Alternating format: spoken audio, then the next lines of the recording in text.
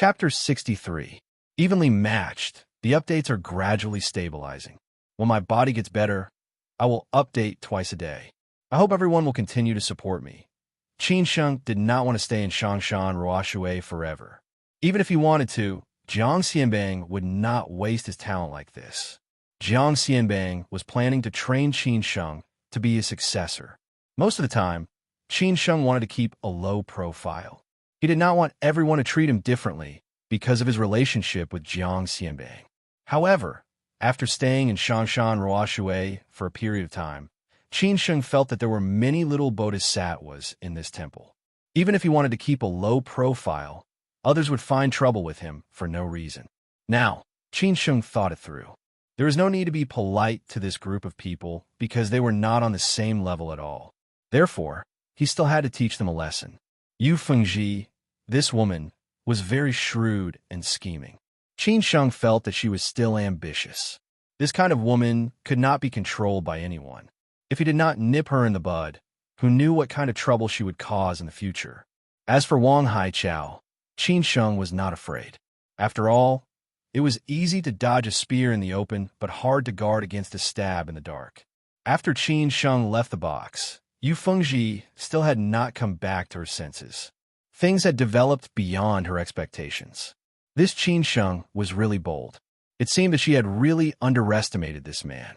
Originally, she thought that he was just an ordinary person. She felt that he was more and more unfathomable. Yu Fengji began to think about how to get along with him. She could not wait for the angry Wang Haichao to target Qin Sheng more in the future. Qin Sheng, you bastard. Being humiliated by Qin Sheng, Yu Fengji became angrier the more she thought about it. She stomped her feet and shouted. Most people's lives were 9 to 5. Young people preferred the nightlife. They would either drink and eat big mouthfuls of meat on the table, or they would wander around the bar night scene and hunt for beauties. However, Qin Sheng was like an old man in his 50s or 60s, living a boring life. Actually, he wanted to gradually adapt to the rhythm of Shanghai and let himself reintegrate into this city. After all, after more than 2 years of experience, his body had gained some vicissitudes and hostility. He was somewhat incompatible with this city. For 3 consecutive days, Qin Sheng would go to the ordinary bookstore after work. Occasionally, he would buy a book or 2 at a very low price. Every time he went there, he could even get 2 glasses of water. He became close to the 3 shop assistants and became a regular there. He often bickered with Xiao Lu, then went to the gym and stayed there until around 9 o'clock at night. Sometimes, Chang Baji and Hao Lei would come back earlier. Sometimes Han Bing would have a social engagement or a party, and they would come back later. Qin Sheng had been reading books and watching the news, systematically sorting out the inventory in his mind.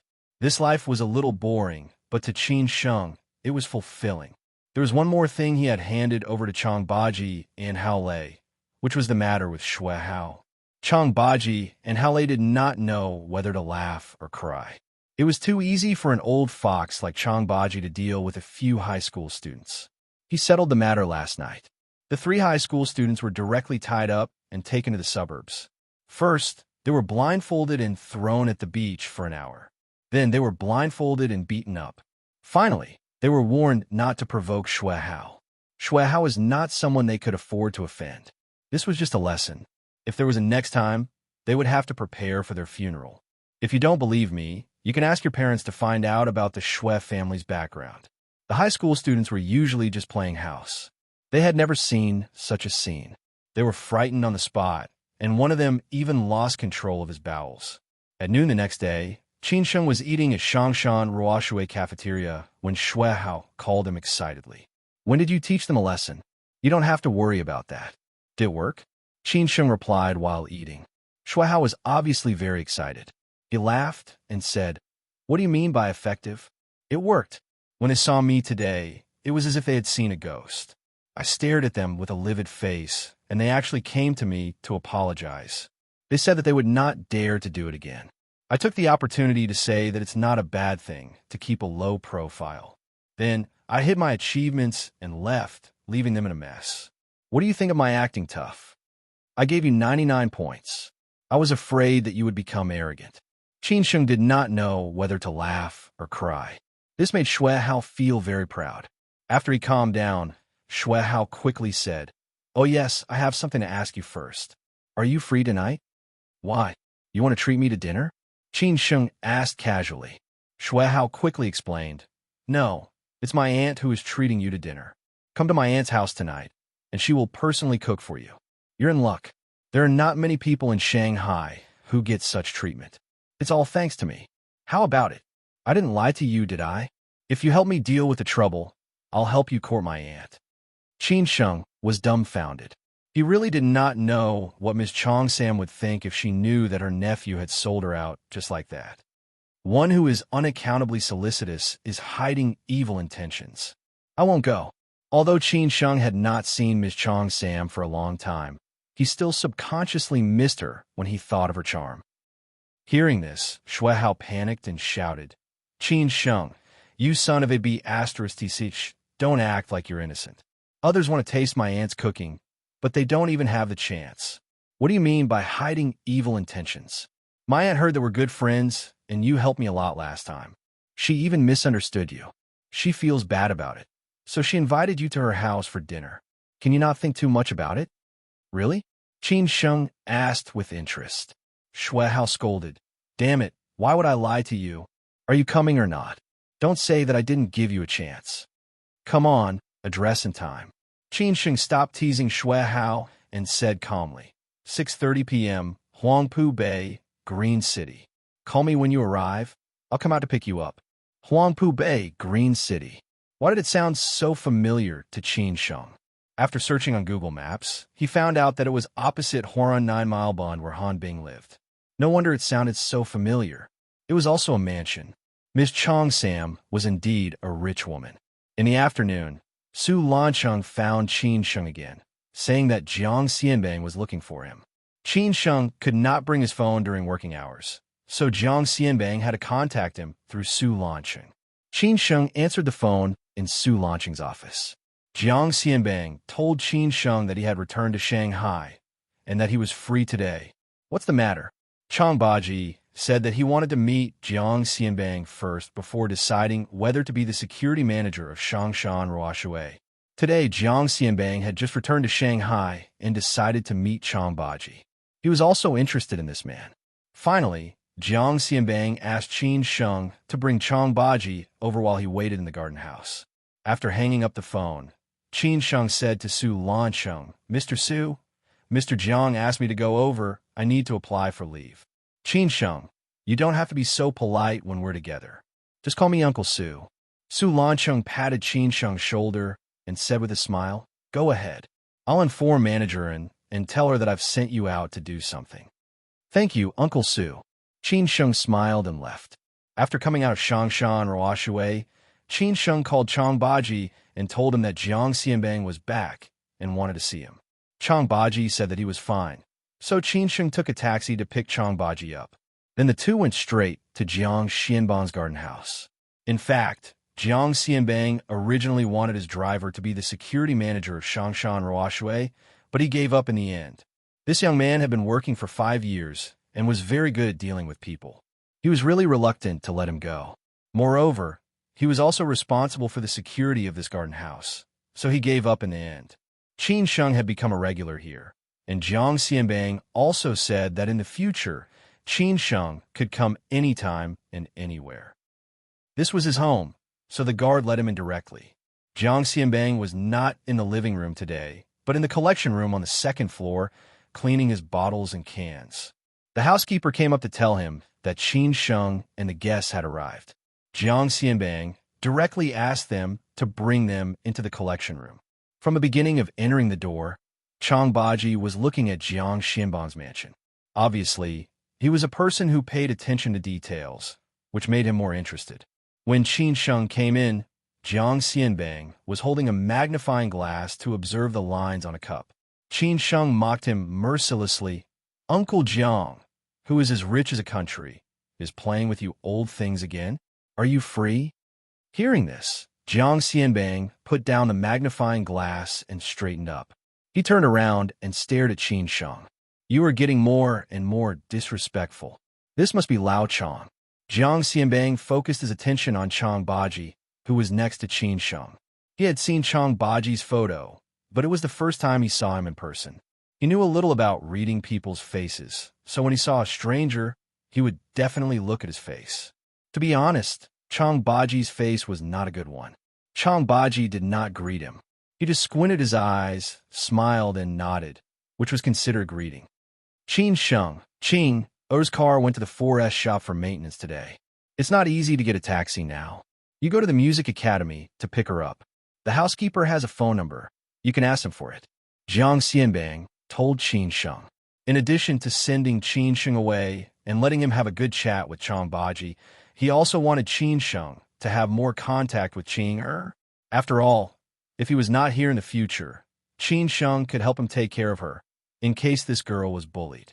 Qin Sheng also knew what he meant, so he left the space to these two big shots. He had always felt that Chong Baji's aura was very strong. When he was with them, he always took the initiative to restrain himself. Today, standing in this room, he suddenly felt different because he had a strong opponent, and this opponent was Jiang Xianbang. Chapter 64. Temporary Change. Qin Sheng came out of the collection room and got Qing O's phone number from the housekeeper. Then he drove an Audi from the garage outside. The housekeeper sent him out with a smile. As soon as Qin Sheng left the garden house, he called Qing. He had a good impression of this classic beauty, who could be considered as Jiang Xianbang's adopted daughter. Maybe it was because they had the same life experience, they were in the same boat. However, Qing did not have a good impression of him and did not have his phone number. So she answered the phone and asked politely, "Hello, who is this?" "I'm Qin Sheng. Uncle Jiang asked me to pick you up." Qin Sheng went straight to the point. This beauty's voice was quite nice. He guessed that she should be good at singing. Qin Sheng liked girls who could sing well, such as Su Qin. If this was true, Qing could totally add 5 more points. Qing, who had just finished class and was about to go home, heard that it was Qin Sheng. She frowned subconsciously and said, "No need. I'll take a taxi back myself. Thank you." Was he rejected? Qin Sheng was not surprised. He had offended her again and again. But he still braced himself and said, "I'm almost there. It's not easy to take a taxi now. You can't let me come here for nothing." Qing hesitated for a few seconds and nodded. "Okay, then wait for me at the east gate. I'll call you when I come out." In the collection room, only Jiang Xianbang and Chong Baji were left. Jiang Xianbang walked over slowly and reached out to Chong Baji. "Lao Chong, sit down." Chong Baji waited for Jiang Xianbang to sit down before sitting on the old yellow rosewood chair next to him. This pair of chairs was received by Jiang Xianbang from a declining big family in Zhejiang many years ago. It was said that it was the property of the governor of Zhejiang. Later, it fell into the hands of the governor of Zhejiang. Later, it was transferred to this family several times. Unfortunately, the ancestors had declined and had to rely on these family properties to survive. Lao Chong, Qin Sheng should have told you about that. How about it? Are you interested? Jiang Xianbang said with a smile, but it was not a smile. He was not as casual as when he was joking with Qin Sheng. Chong Baji said without giving him face, not very interested. Jiang Xianbang did not expect this. What a strange person. He laughed and said, "Interesting. I'm not very interested. Why do you want to see me?" "That's 2 different things. I'm just interested in you. I just want to figure out some things." Chong Baji's aura was not inferior to Jiang Xianbang's. Both of them had been through a lot. When everything settled down, behind the seemingly calm atmosphere was actually the vicissitudes of life. Jiang Xianbang asked curiously, "What is it?" "I heard from Qin Sheng that you've helped a lot with the Han family. I've also asked around about you. I'm very curious about why you're willing to help Qin Sheng. At the same time, I also want to know why you brought Qin Sheng to Shangshan Ruashe. What are your intentions?" Chong Baji was very puzzled. Jiang Xianbang laughed and said, "I am helping him for his own good. Don't want to see him die on the street. As for bringing him to Shangshan Ruashe, this is between him and me. To be more specific, I want to train him to be my successor." What do you think of this explanation? Even Jiang Xianbang himself did not know how much the pile of junk in the room was worth. Anyway, to him, they were all toys. He would never let them play with him. When it was time to use them, Jiang Xianbang was always willing to use them. Successor? Chang Baji also laughed when he heard this explanation. Then he said, "You, Jiang Xianbang, are willing to give such a big family business to a young man who is not related to you by blood. This is not normal, right? I have no wife or children. These things can't be brought with me when I'm alive. Why do you think I should keep them?" Jiang Xianbang knew that Chang Baji definitely did not know his situation, so he explained. After this explanation, Chang Baji looked at Jiang Xianbang in a new light. He was indeed an interesting big boss, but he still did not understand. "I understand, but why Qin Sheng, not others? Is there any relationship between you and Qin Sheng?" Outside the door, the housekeeper had already made a pot of good tea. Jiang Xianbang handed the teacup to Chang Baji. After the housekeeper left, he said, "It seems that Qin Sheng did not tell you. Do you know Old Master Qin?" "Old Master Qin? Of course I know him. Old Master Qin and my master are good friends. This time I came to Shanghai to help Qin Sheng, also under my master's order. Otherwise, I would not leave everything in Xi'an and come to a strange city to help a young man who is still wet behind the ears." Since Jiang Xianbang had already mentioned Old Master Qin, Chang Baji did not avoid it. He told the truth. Obviously, Jiang Xianbang also had a story with Old Master Qin. Jiang Xianbang drank the tea and smiled. "No wonder, but I'm curious about one thing. With your ability, you can make a name for yourself in Xi'an. Why do you choose to deliberately keep a low profile? People are divided into 3, 6, or 9 ranks, and their lives are divided into high and low. I have a lowly life, so I have to go down the 9 streams, or I won't live long." This is what an old immortal said, and Old Master Qin also said the same. Now that I have passed 40, I can finally make a name for myself. Maybe this is the reason why my master asked me to leave Xi'an and come to Shanghai to help Qin Sheng. Jiang Xianbang started his career by digging tombs and selling cultural relics. He should believe in these things. That was why he said this. Otherwise, he would not say this to others. Jiang Xianbang had a good understanding of the Book of Changes and so on. So this was the case. No wonder. He nodded silently. "Now, how can you tell me about you?" After talking about himself, Chang Baji was naturally curious about Jiang Xianbang's story. Jiang Xianbang put down the teacup and sighed. He said slowly, "I chose Qin Sheng as my successor. First, I like him. This child is intelligent. Second, I have a relationship with Old Master Qin. I was also born in the 9 streams, alone. I was lucky enough to be adopted by an old man who taught me these skills. After the old man died, I took over. Later, a group of brothers and friends worked with me. But in the end, I was the only one who survived. I was afraid that I wouldn't live long, so I visited famous mountains and great rivers to find experts to solve my problems. Later, I was lucky enough to meet Old Master Qin in Zhongnan Mountains and formed a good relationship with him. Then my crisis was resolved. For so many years, I have respected heaven, respected ghosts and gods, and done good things with a kind heart. That's why everything has been smooth." "I see," Jiang Xianbang explained. Chang Baji he naturally understood. No wonder he would risk offending others to help Qin Sheng. Jiang Xianbang laughed and said, "We've talked so much. Let's get back to business. Now I feel that it's really unfair for you to be the security manager. I'll go to work tomorrow." Chang Baji was not a long-winded person. He did not give Jiang Xianbang a chance to say more nonsense and said straightforwardly. Jiang Xianbang laughed again. This Chang Baji did not let him down. He was really interesting. He liked to deal with this kind of person. If he kept helping Qin Sheng, it would be easier for Qin Sheng to walk on the road. Qing, and Qin Sheng were still on the way. After getting in the car, Qing asked, "Why did Uncle ask you to pick me up? I guess your uncle wants to make us a couple. What do you think?" Qin Sheng deliberately joked with Qing, "Since you don't want to talk to me, I'll tease you." Qing said unhappily, "I don't like you. You're too glib." "It's okay. It's good that you don't like me. If you like me, it won't be challenging at all. I like to conquer a goddess like you." If I succeed, it will be a great sense of achievement. Qin Sheng did not feel defeated, but said confidently, "Aren't you afraid of being beaten to death when you go out?" Qing sighed and said. Qin Sheng said disapprovingly, "There are too many people who want to kill me these days.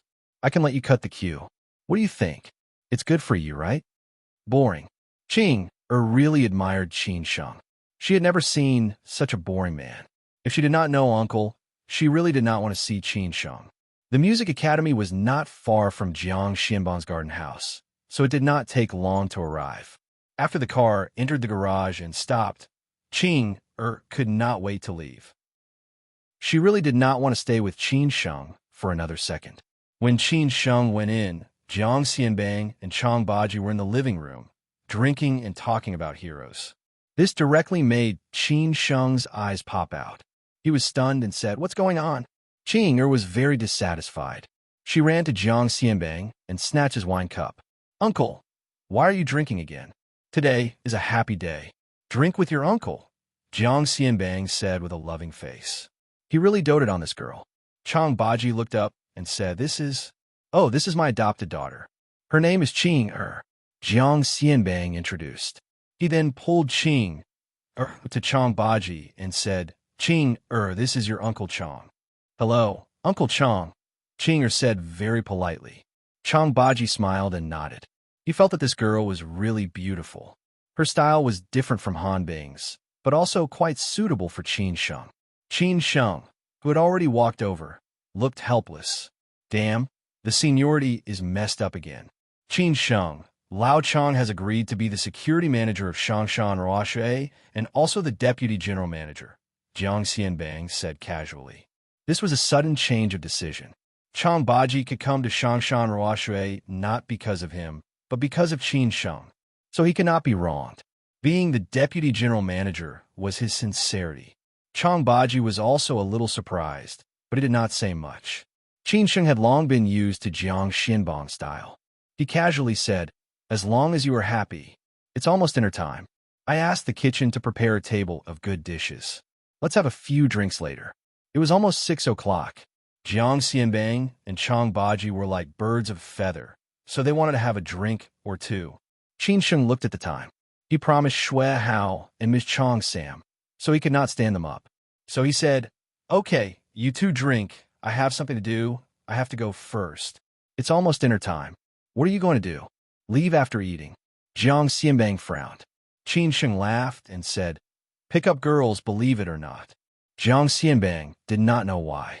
He subconsciously looked at Qing Wasn't there a beauty here? Was Qing not charming? Qing whispered, "Hurry up." Qin Sheng did not explain further. He took a taxi to Green City, Huangpu Bay.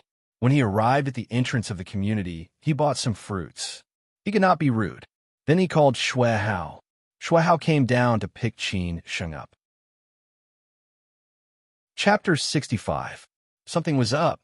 Looking for monthly tickets, looking for collection. Compared to Huaranai Mile Bund, Green City Huangpu Bay was more magnificent and beautiful.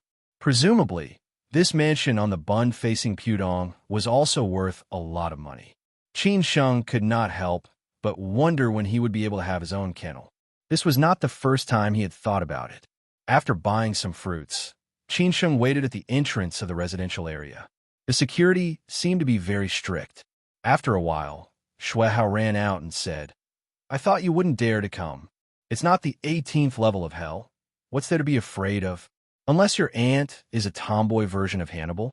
Qin Sheng threw the fruits to Xue Hao and said. Xue Hao followed behind Qin Sheng. Now, in his eyes, Qin Sheng was like an otherworldly master hidden in the streets and novels. Especially when he fought against the heroes in the KTV last time. He felt that Qin Sheng's momentum was similar to Zhao Zilong's in Changban. After that, he helped him deal with the big trouble, so that he could not only sleep peacefully in school, but also made the goddess look at him in a different light. This was Ms. Chong Sam's new home. She owned a few properties in Shanghai and was currently living in Green City's Huangpu Bay. Xue Hao entered the house with the key in his hand. Ms. Chong Sam was cooking in the kitchen. After changing his shoes, Qin Sheng sized up Ms. Chong Sam's mansion. He wondered how many men in the world were treated like him. Aunt, we're back. Shui Hao placed the fruits on the table and shouted to the kitchen. Miss Chong Sam came out of the kitchen with a spatula in her hand. Today, Miss Chong Sam only wore a gray short-sleeved shirt and yoga pants.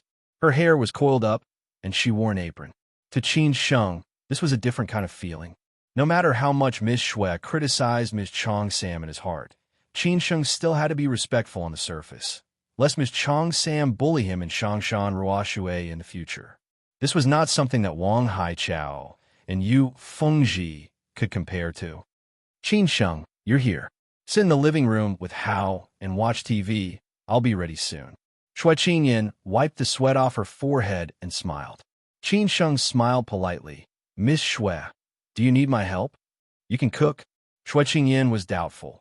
But in today's society, there were many men who could cook, and Shui Qingyan had seen many of them. Qin Sheng said modestly, the children of the poor take charge of the household early. They have to support themselves, right? Shui Qingyan glared at Qin Sheng and walked into the kitchen. All right, stop talking nonsense. Go and watch TV. Dinner will be ready soon. Qin Sheng and Shui Hao sat in the living room. After a while, Shui Qingyan washed some fruits and brought them out. You must be hungry. Have some fruits first. Thank you, Miss Shui. Qin Sheng quickly stood up and took it. This is not Shangshan Ruoshui. You don't have to call me Miss Shui. I'm older than you. Just call me Sister Shui. Qin Sheng could only reply, okay, Sister Shui. That more like it. Let's watch TV. Shui Hao picked up a movie with the remote control. Qin Sheng sized up Miss Chong Sam's boudoir. It had 3 bedrooms and 2 living rooms. The minimalist American style matched Miss Chong Sam's temperament. Mine is pretty good, isn't she? She's good in both the living room and the kitchen. If you get a daughter-in-law like her, your ancestors will be blessed, Shui Hao said proudly.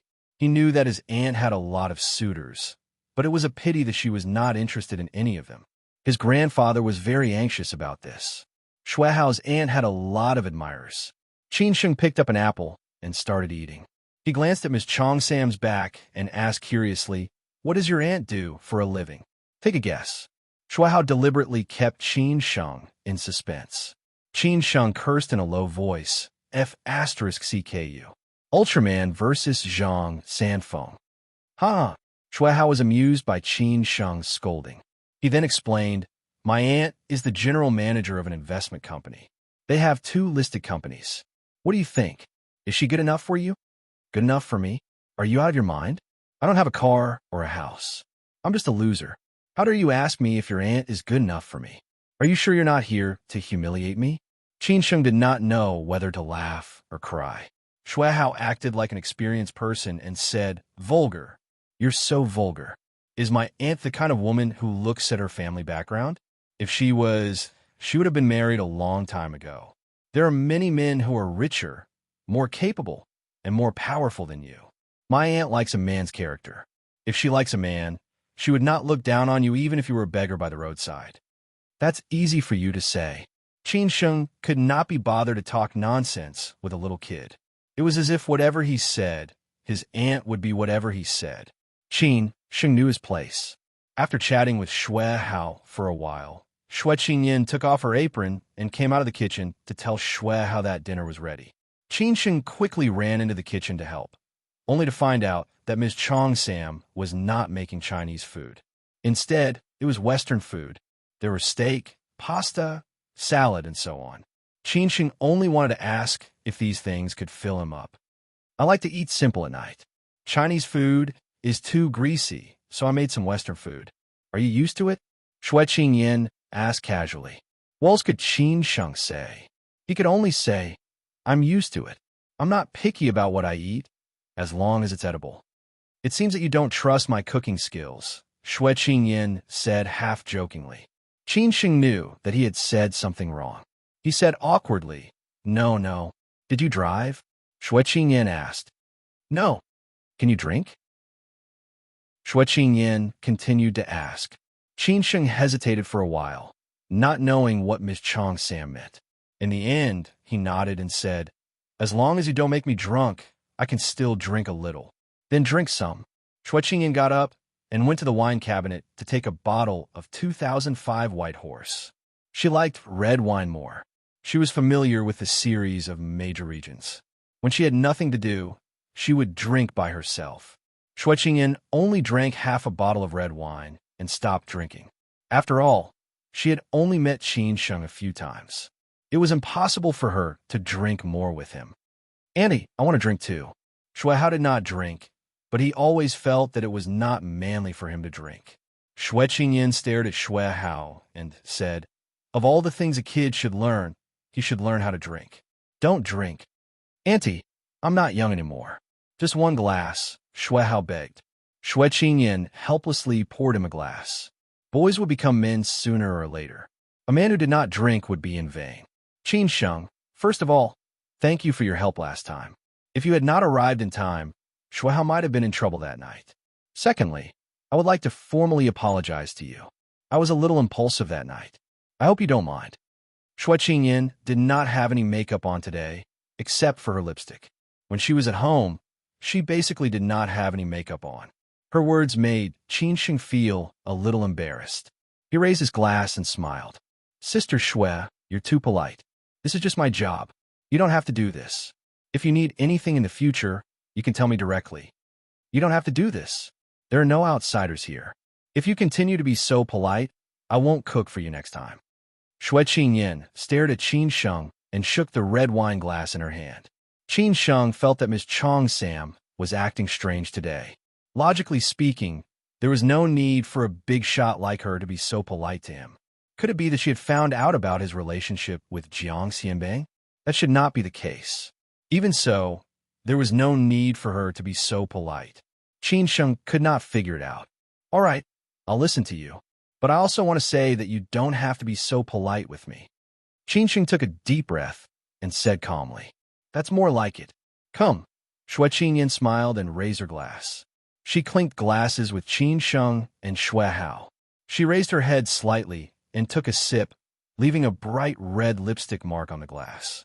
When the red lips separated from the glass, Qin Sheng's eyes were attracted.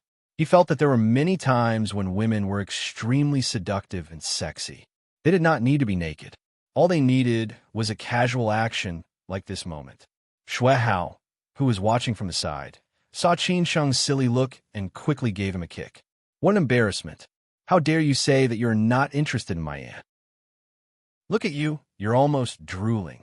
Only then did Qin Sheng come back to his senses. Miss Chong Sam did not notice that he had lost his composure. "Qin Sheng, Hao said that he admires you very much. You graduated from Fudan University and are so good at fighting," Shui Qingyan said thoughtfully. "There are some things that I don't know if I should ask." "Sister Shui, you said it yourself. You don't have to be so polite," Qin Sheng laughed. "Let's eat first. We can talk while eating." Shui Qingyan waved her hand. She took a bite of the salad and then asked, "You are a top student from Fudan University. From the time I met you until now, I realize that you are not stupid. On the contrary, you are very smart. Why are you working in Shangshan Ruoshui? If you have something that is difficult to say, just pretend that I didn't ask." Qin Sheng put down the fork in his hand and smiled. "It's nothing difficult to say. It's just a choice.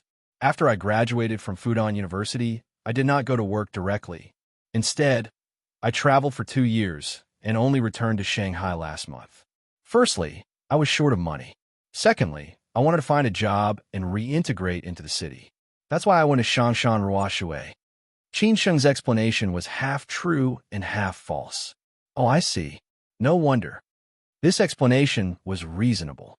Shui Qingyan did not think that he was lying to her. She then continued to ask, "Where are you from?" "I'm from Xi'an." Qin Sheng smiled bitterly. Shui Qingyan felt that Qin Sheng's smile was a little bitter. She did not know what was going on. She asked again, "How are your parents? Do you have any other siblings?" Shui Qingyan was a little like a household check. However, she had to find out who the strangers around Shui Hao were. After all, Shui Hao's identity was special. She would ask Qin Sheng first, and then send someone to investigate Qin Sheng. Only then would she know if Qin Sheng was lying. "I was an orphan. I have no parents. I have 5 siblings. They were raised by my grandfather. He passed away 2 years ago," Qin Sheng said honestly.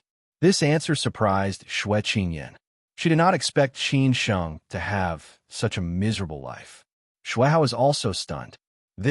Sorry, I didn't mean anything, Xue Qingyan said awkwardly. Qin Sheng shook his head. It's okay. I'm used to it after so many years. At this time, the quick-witted Xue Hao suddenly got up and said that he had a stomachache and needed to go to the bathroom. He ran away after saying that. He felt that the atmosphere was more suitable for his aunt and Qin Sheng to get to know each other better. After all, most women had innate maternal love. Xue Hao's sudden departure gave Xue Qingyan, who had wanted to talk to Qin Sheng after dinner, an opportunity to do so. She said slowly, Qin Sheng, the reason why I invited you over for dinner is because I need your help with something else. Chapter 66. You're all trash. Since ancient times, there's always been a hierarchy in social circles.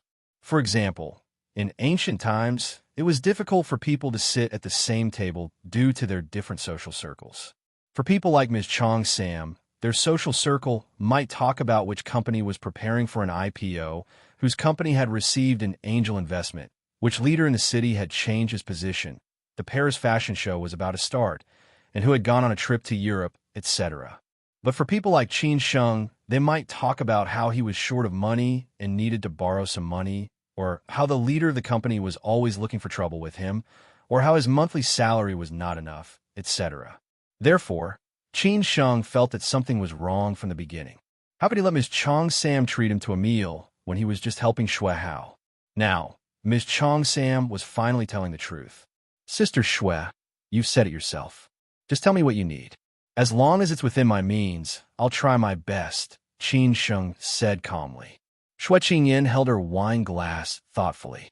She sighed and said, Actually, it's not a big deal. It's about Hao.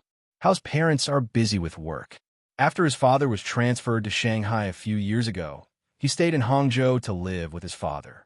He didn't come to Shanghai until he was in high school. You should know that Hao's temperament is a bit eccentric. Most of the time, he is quiet and has no friends in Shanghai.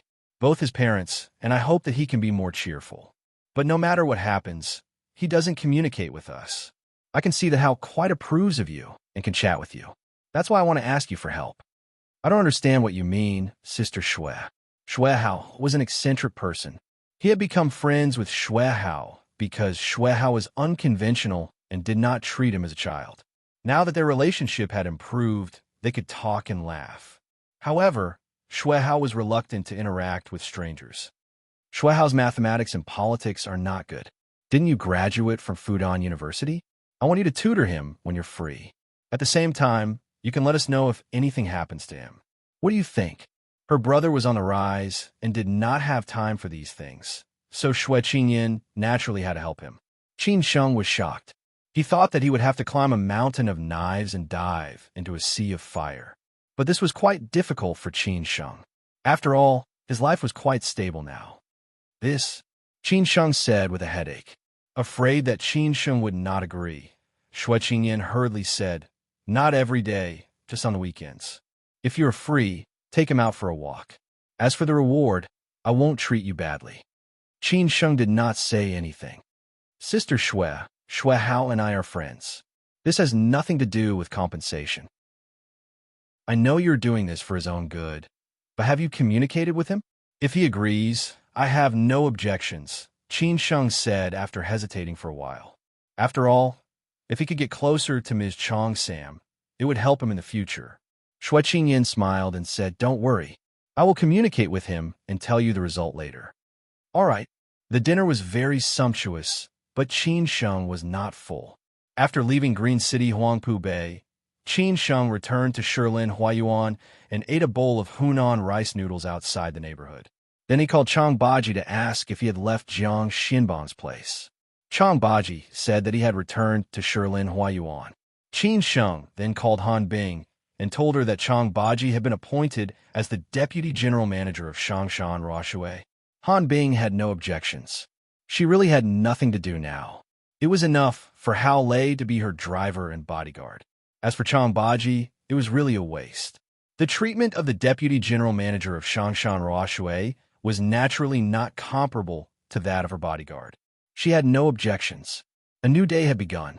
Today, Chang Baji and Qin Sheng appeared at Shangshan Ruoshui at the same time. Jiang Xianbang had already called Su Lancheng and asked him to contact Chang Baji.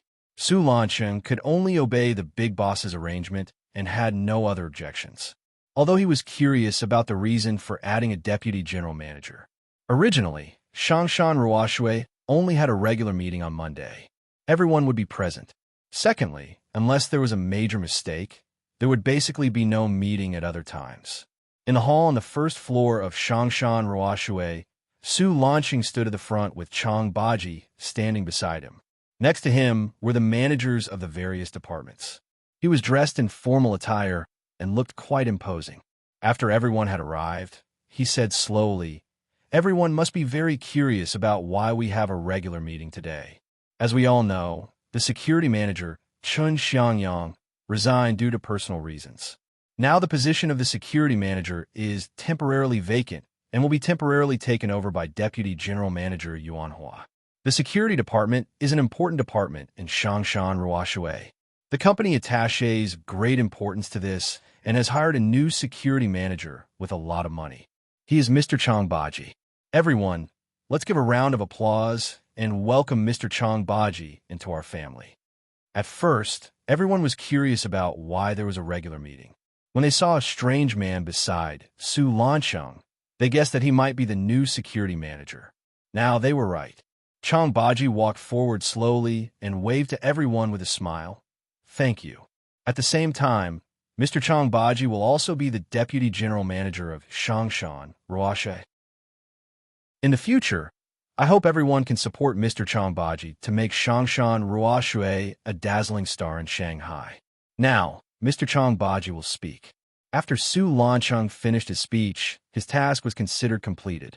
Su Lancheng passed the microphone in his hand to Chang Baji. Both of them had talked for half an hour in the office. Su Lancheng had already told Chang Baji in detail about Shangshan Ruoshui. Everyone did not expect that the new security manager would be the deputy general manager. This was the first time in Shangshan Ruoshui. The security department would have a great status in Shangshan Ruoshui in the future. Chang Baji took the microphone. He was not a stranger to this kind of situation and was not nervous at all. He looked at everyone with a smile and then began to say what he had prepared. After half an hour, the regular meeting ended and Chang Baji officially joined Shangshan Ruoshui. After the regular meeting, Chang Baji would take over the security department. Today, everyone in the security department was in place. There were 2 groups of 24 people, and 2 deputy managers were in charge of the overall situation. Apart from Yuan Hua, the deputy manager was called Sun Chao. The 2 managers split into 2 groups with Chang Baji standing in the middle. Yuan Hua thought that since Chun Xiangyang had resigned, he would naturally take over. For this reason, he even looked for Su Lancheng, and Su Lancheng said that he would put in a good word for him in front of the big boss. He did not expect that a manager, who was also the deputy general manager, would appear out of nowhere. This was very surprising. "My name is Chang Baji. I think you already know that. I will be the manager of the security department in the future. You should know better than me what kind of place Shangshan Ruoshui is. Since I have chosen this job, I will definitely be responsible. Therefore, I will not allow any mistakes in the security department," Chang Baji said with a smile. But his aura was so strong that no one dared to speak. Even Yuan Hua and Sun Chao did not dare to look at Chang Baji. "I don't know how the previous manager treated you, but from today on, I will be strict with you. Except for the 2 deputy managers, everyone in the security department will be reevaluated. Those who do not meet my requirements will all be fired," Chang Baji said suddenly. A new boss must make a clean sweep. This was Chang Baji's first move to reorganize the security department. "Mr. Chang, the security department is full of old people. Everyone is..." Sun Chao frowned and could not help but say. He knew that if he really did this, many people would be eliminated. But Shangshan Ruoshui had never had any problems before, so there was no need to do this. Chang Baji stared at Sun Chao and said, "What do you mean? In my eyes, there is no difference between new people and old people. You know very well how Shangshan Ruoshui is treated." Since you have such high benefits and high salary, you have to be worthy of this job. You're not here to waste time. Mr. Chong, this matter should be discussed with Mr. Su before making a decision, Yuan Hua said with dissatisfaction. Chong Baji knew that they would definitely not accept him. So he said with disdain, I have discussed with Mr. Su, and he has agreed. Since Mr. Su had agreed, Yuan Hua naturally did not dare to say more. Everyone in the security department was angry, but did not dare to say anything. Chong Baji continued, I know you are not convinced. You are an old man. How can you ask us to do this? You make it sound like you are so powerful. You could try whether I am powerful or not. But in my eyes, all 24 of you here are trash, Chong Baji said domineeringly. In one sentence, everyone in the security department was in an uproar. The two deputy managers, Yuan Hua and Sun Chao, looked terrible. While the security department was having a meeting here, other departments had already started working. Some people took advantage of the gap in work to peep at the new deputy manager from the window upstairs or other places. We are here to work, not to be humiliated by you. Someone could not help but shout at Chong Baji. This was exactly what Chong Baji wanted. He smiled and said, Very good. I like you very much. Everyone is here to work, not to be humiliated. Because of this, I will not let you bring shame to Shangshan Ruoshui. If you want to work here, you have to get my approval. Once you get my approval, you are my brothers. In the future, no matter who it is, even if Mr. Su dares to bully you for no reason, I, Chong Baji, will still fall out with him. But if you do not get my approval, then I can only say, please leave this place. We do not keep trash. Trash, trash. Chong Baji's words were really sharp. This group of people had been completely provoked, including the deputy manager, Sun Chao. He had never been bullied like this before. Only Yuan Hua squinted his eyes and stared at Chong Baji. It's not up to you to decide whether we are trash or not. I just want to know, how can we get your approval? Someone shouted again. Chong Baji slowly took off his coat and threw it directly on the ground. He snorted and said, As a security guard in Shangshan Ruoshui, you have to have some skills. Otherwise, anyone can come here to show off. If you meet a tough guy, you may even lose your life. So if you want to get my approval, you have to beat me first. But it is impossible for you to beat me, because as I said, you are trash. Well, then I really want to try and see who is the real trash. The security guard who lost his cool just now stood up directly. In every assessment of the security department, he ranked first in both physical fitness and skills, so he had the confidence to challenge Chong Baji. Chong Baji pointed at him and said, Then let's start with you. Chong Baji waved his hand, and everyone stepped back 5 meters. The security guard stared at Chong Baji. Chong Baji stood there calmly, looking at him with a disdainful face. The security guard was completely annoyed by Chong Baji's look. He suddenly roared and rushed toward Chong Baji. Chong Baji still did not move. In the blink of an eye, the security guard had already rushed in front of Chong Baji and kicked at the side of Chong Baji's waist. At this moment, Chong Baji found the right opportunity. He did not intend to dodge. He directly used his arms to resist the kick and then pushed him back fiercely. Then, he turned around and kicked the security guard's shoulder like a kite with a broken string. The security guard flew out directly like a kite with a broken string. One move, just one move. Chapter 67. Glaring King Kong. Hao Lei was invincible in the battalion. After being selected by the Special Forces, he resolutely chose to retire. However, he could only make Chong Baji use 30% of his strength and was defeated without any surprise. Qin Sheng had been taught by a famous guru since he was a child. After more than 2 years of experience, he experienced many moments of life and death. The first battle after returning to Shanghai was against Yang Deng, the beloved disciple of Third Master Wu in Jiangxia. Under the circumstance of underestimating Yang Deng, he left a knife on Yang Deng's leg. At the gate of the Han's villa in Thompson Gulf, Chong Baji was only slightly embarrassed and surprised after using all his skills. No one knew how strong Chong Baji was.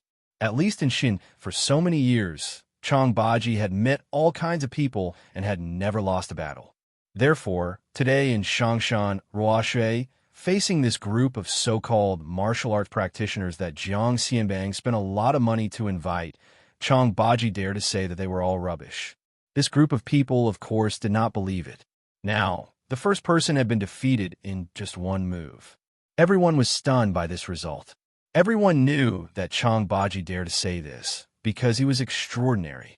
But they did not expect that the process was so simple and the result was so tragic. At this moment, the whole place was silent. Many people, including Su Lansheng, Qin Sheng, Mizin, and Yu Fengji, stared at the yard from the windows of Changshan Ruoshui. Everyone was shocked. But there was more to come. Several security guards hurried to help the guy who was defeated. His name was Sun Lei, also a retired soldier. He had a bad temper, so he was not afraid of Chang Baji and took the initiative to stand up. How dare you show off with such little ability? If you're not rubbish, who is rubbish? Chang Baji was not forgiving. He was still showing off after taking advantage of them. But everyone was angry but dared not to say anything. Who else? If you're not convinced, you can come out. At least let me look up to you. Don't be a rubbish and be a coward. Chang Baji continued to provoke everyone. 1, 2, 3. In the end, 6 people stood up and all wanted to defeat Chang Baji. Even if they lost, they could not be humiliated like this. Chang Baji nodded silently. At least this group of people still had some guts. If they didn't have the guts and strength, then they would really be here to waste their time, and all of them would have to scram later. Chang Baji twisted his neck and limbs, as if to say that he had not warmed up yet. Then he said calmly, 6 of you, it seems too troublesome to fight one by one. How about this? All 6 of you come at me together. His words were like a clap of thunder. If it was against ordinary people, Chang Baji would have no problem dealing with 6 of them. However, these people were not trash. They were all carefully selected. Did Chang Baji really want to challenge them? Yuan Hua and Sun Chao had ugly expressions on their faces as they stared at Chang Baji.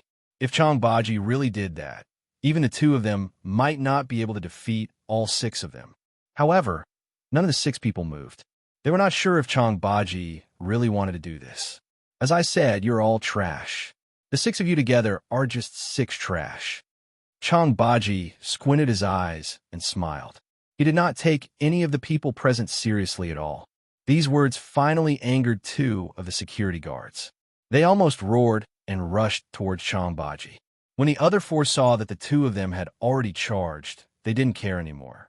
They cursed, since you want to act cool, then we'll let you act cool. You're the one who's acting cool, so you have to continue acting cool even if you're crying. Chang Baji was no longer as calm as he was just now. He began to get serious. A newly appointed official has to take care of his duties. The first fire must be lit, and there must be no mistakes.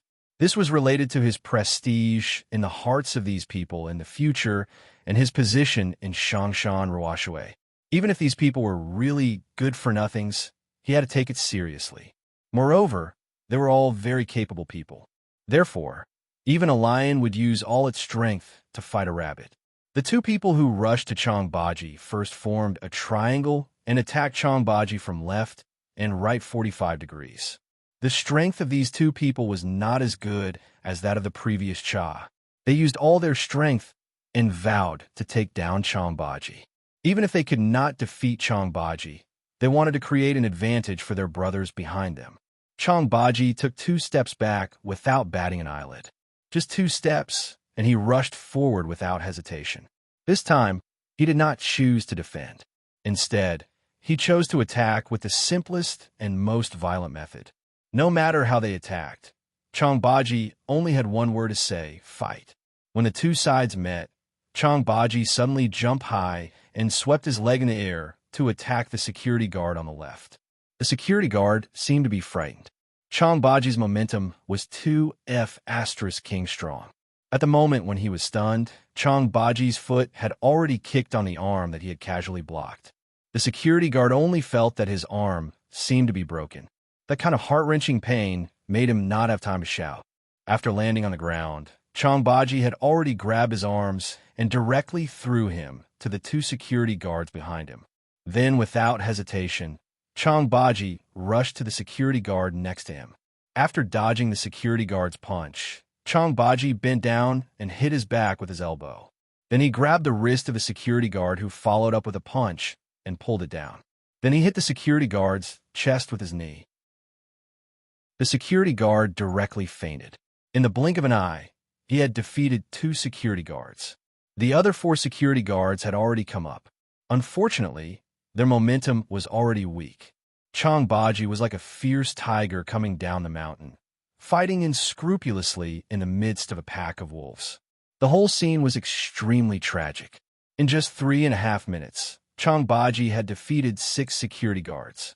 All the people in the security department were completely shocked.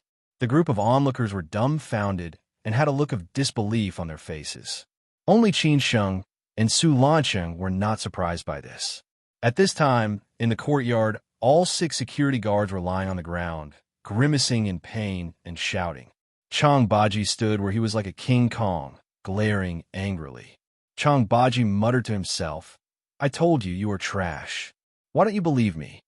Yuan Hua and Sun Chao looked at each other. Originally, they wanted to show up and take Chang Baji's limelight so that he would not feel that all the people in the security department were really trash. But now they were sober. Chang Baji was really not a human being. Even if Yuan Hua and Sun Chao fought against him, they would definitely lose miserably. Instead of being humiliated, it was better to protect themselves. Anyway, the security department reassessment that Chang Baji mentioned did not include the 2 of them. From today on, no matter how unconvinced they were, they had to be obedient. Moreover, Chang Baji was the deputy general manager. They could not wait to suck up to him, let alone play dirty tricks. Yuan Hua was the first to stand out and make arrangements. If you're fine, get up. If you are not, send them to the hospital. Everyone else, go to work today. As for the assessment that Mr. Chang mentioned, you should all be prepared. If you fail, you'll all be fired. Chang Baji stared at Yuan Hua, thinking that this guy was smart.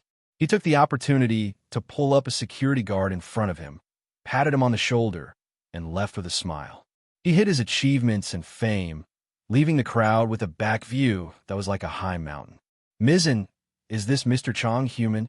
At the window of the corridor on the 2nd floor, Yu Fengji, who was shocked, murmured. It seemed that she could not believe what had just happened. Mizzen, who had seen the big world and gone through big waves, smiled and said, "If he is not human, then what is he? The outside world is a big world. In the future, you will meet all kinds of people. No matter when, you have to keep your eyes open. You can't offend Mr. Chang in the future. I have a feeling that Mr. Su may leave and Mr. Chang may take over.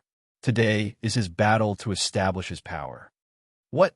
Mizzen, you said that Mr. Su is leaving?" Yu Fengji said in surprise. She did not feel it at all.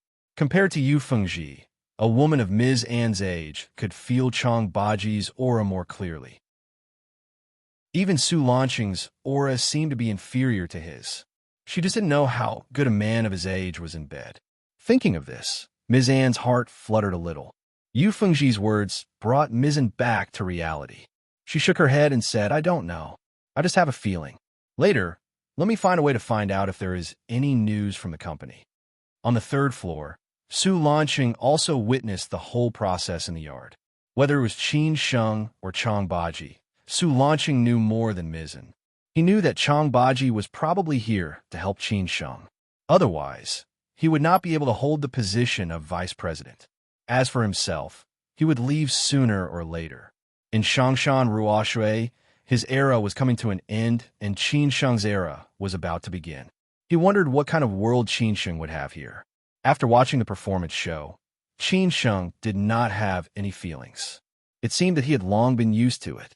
He muttered, "Lao Chang, you are too pretentious." Then he went to do his own things. Chang Baji was very busy today. He was busy familiarizing himself with Shangshan Ruoshui. At the same time, he was thinking about how to reorganize the security department, how to assess, how to re-recruit people, and how to integrate with other departments. On the contrary, Qin Sheng was very relaxed. This afternoon, only one member came with 3 female friends. Except for one of them who was not bad-looking, The rest were far from being good-looking. He really did not know why Jiang Xianbang hired so many beautiful artists. Was it only for the male members to feast their eyes and not for the female members to suffer here? After work, Qin Sheng did not say goodbye to Chang Baji and directly slipped away. After all, he had promised to accompany Xia Ding to the charity dinner tonight. Chapter 68. What a disgrace. The new book is on the right track and the plot is about to explode. I hope everyone will support me. After returning to Shilin Huayuan, Qin Sheng changed into the bright and beautiful outfit that Xia Ding had bought for him. As the saying goes, clothes make the man. After changing into this outfit, Qin Sheng really had some style. At least he could pass off the fake as the genuine one and be mistaken for a rich second generation or a successful young man. As soon as he came out of Shilin Huayuan, Xia Ding called and said that he would come to pick him up immediately. Qin Sheng had nothing to do, so he went to the bookstore to kill time. When the eccentric Xiao Lu saw Qin Sheng, he started to mock him. "Yo, young man, you're dressed so well. Are you going on a blind date?" Qin Sheng was already a regular here. After greeting the other two employees, he replied, "Do you think I need to go on a blind date? Your brother Qin, I'm loved by everyone. The number of beauties chasing after me can line up from the Bund to Pudong. I've seen bragging, but I've never seen someone as good at it as you." Xiao Lu rolled his eyes. However, he did not neglect Qin Sheng and poured him a glass of water, as usual. Qin Sheng strolled around the bookstore with a glass of water in his hand. He was most interested in the old books that others did not want. Many of the books had the notes and insights of the previous owners. This allowed Qin Sheng to guess the thoughts of others while reading them. Coupled with his own understanding, he would have a deeper understanding. If there was something he did not understand, he could also be enlightened. 10 minutes later, Xia Ding's new Aston Martin stopped at the entrance of the bookstore. Qin Sheng received a call and came out. Before he left, he even teased Xiao Lu. After watching Qin Sheng get into the Aston Martin and leave, the bookstore's cashier, Brother Lu, said curiously, "I didn't expect Qin Sheng to be so rich. Xiao Lu, why don't you let him be your boyfriend?" "Brother Lu, you're joking with me again. How can rich people like them like an ordinary girl like me?" Xiao Lu said coquettishly. Their bookstore's business was not good. However, Xiao Lu had a good personality and had a good relationship with the regular customers. Brother Lu laughed. "I just said it casually. You really took it seriously. Seems like you're interested in Qin Sheng." "Brother Lu, that's enough. I'm going to ignore you." Xiao Lu left with a red face. On the way to the charity banquet, Xia Ding, who was the driver, sighed and said, "Sigh, boss, I regret it. If you go out in this outfit, you will completely steal my limelight. At that time, people will think that I am your driver or bodyguard. Don't be talkative. No one knows me in that place. I'm just freeloading and seeing the world at the same time.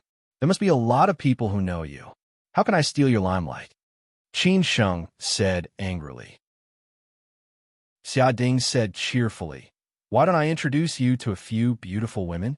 With your natural condition, you might catch the eye of a fair, rich, and beautiful woman. At that time, all the brothers will depend on you to make a fortune." F***CK off. Qin Sheng scolded with a smile. "That's true. You have Beauty Han by your side. Why would you care about others?" Xia Ding continued to tease Qin Sheng. The banquet started at 7:30 p.m. Whether it was the organizer or the caterer, they were all well-known organizations in Shanghai. Therefore, this time, many so-called celebrities and dignitaries were invited. Everyone was also here to support each other. The banquet was held at Yuerong Manor on the Bund. They had booked a banquet hall and the balcony of Yuerong Manor. The final charity auction would be held in the banquet hall. However, Qin Sheng felt that the weather was too cold for those beautiful women in evening gowns to stay on the balcony. Just as Xia Ding and Qin Sheng set off for Yuerong Manor on the Bund, a beautiful woman with a cold temperament just came out of Pudong Airport. She had been in a bad mood recently, so she came to Shanghai to relax. Her mother had passed away when she was young.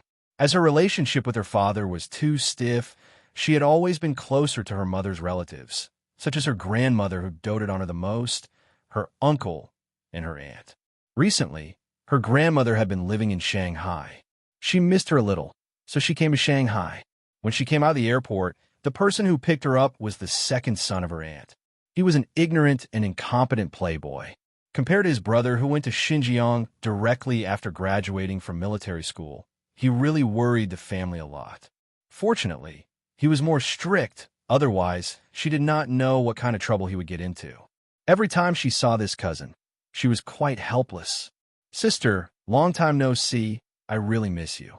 You are the most beautiful sister in the universe, and you have become even more beautiful. How can other women live like this? As soon as he saw his cousin, Zhu Jiao began to flatter her with his ability to make girls go to heaven. If he was happy, maybe his cousin would give him some pocket money. After all, his cousin was the general manager of his uncle's company, so she was very rich. Zhu Jiao, you don't have to flatter me. Don't worry, this time I definitely won't give you pocket money. Your aunt has told me all about your stupid things, and specially reminded me. The beauty snorted coldly, but she enjoyed her cousin's words very much. Since her brother disappeared many years ago, she had been treating this cousin as her biological brother. It seemed that she wanted to wantonly vent all the love she had for her brother on him. Maybe it was just a kind of sustenance. Qin Ran often thought that if her brother did not disappear, he would be 25 or 26 years old now. Qin Ran often thought that if her brother hadn't gone missing, he would have been 25 or 26 years old by now. She didn't know if he was alive or dead. She didn't know how he was doing now. She didn't know which university he was studying at, what kind of job he was doing, whether he was doing well at work. Did he have a girlfriend? Was his girlfriend beautiful? Was he married? And did he give birth to a little nephew or daughter for her? Every time she thought of these, she felt a little sad.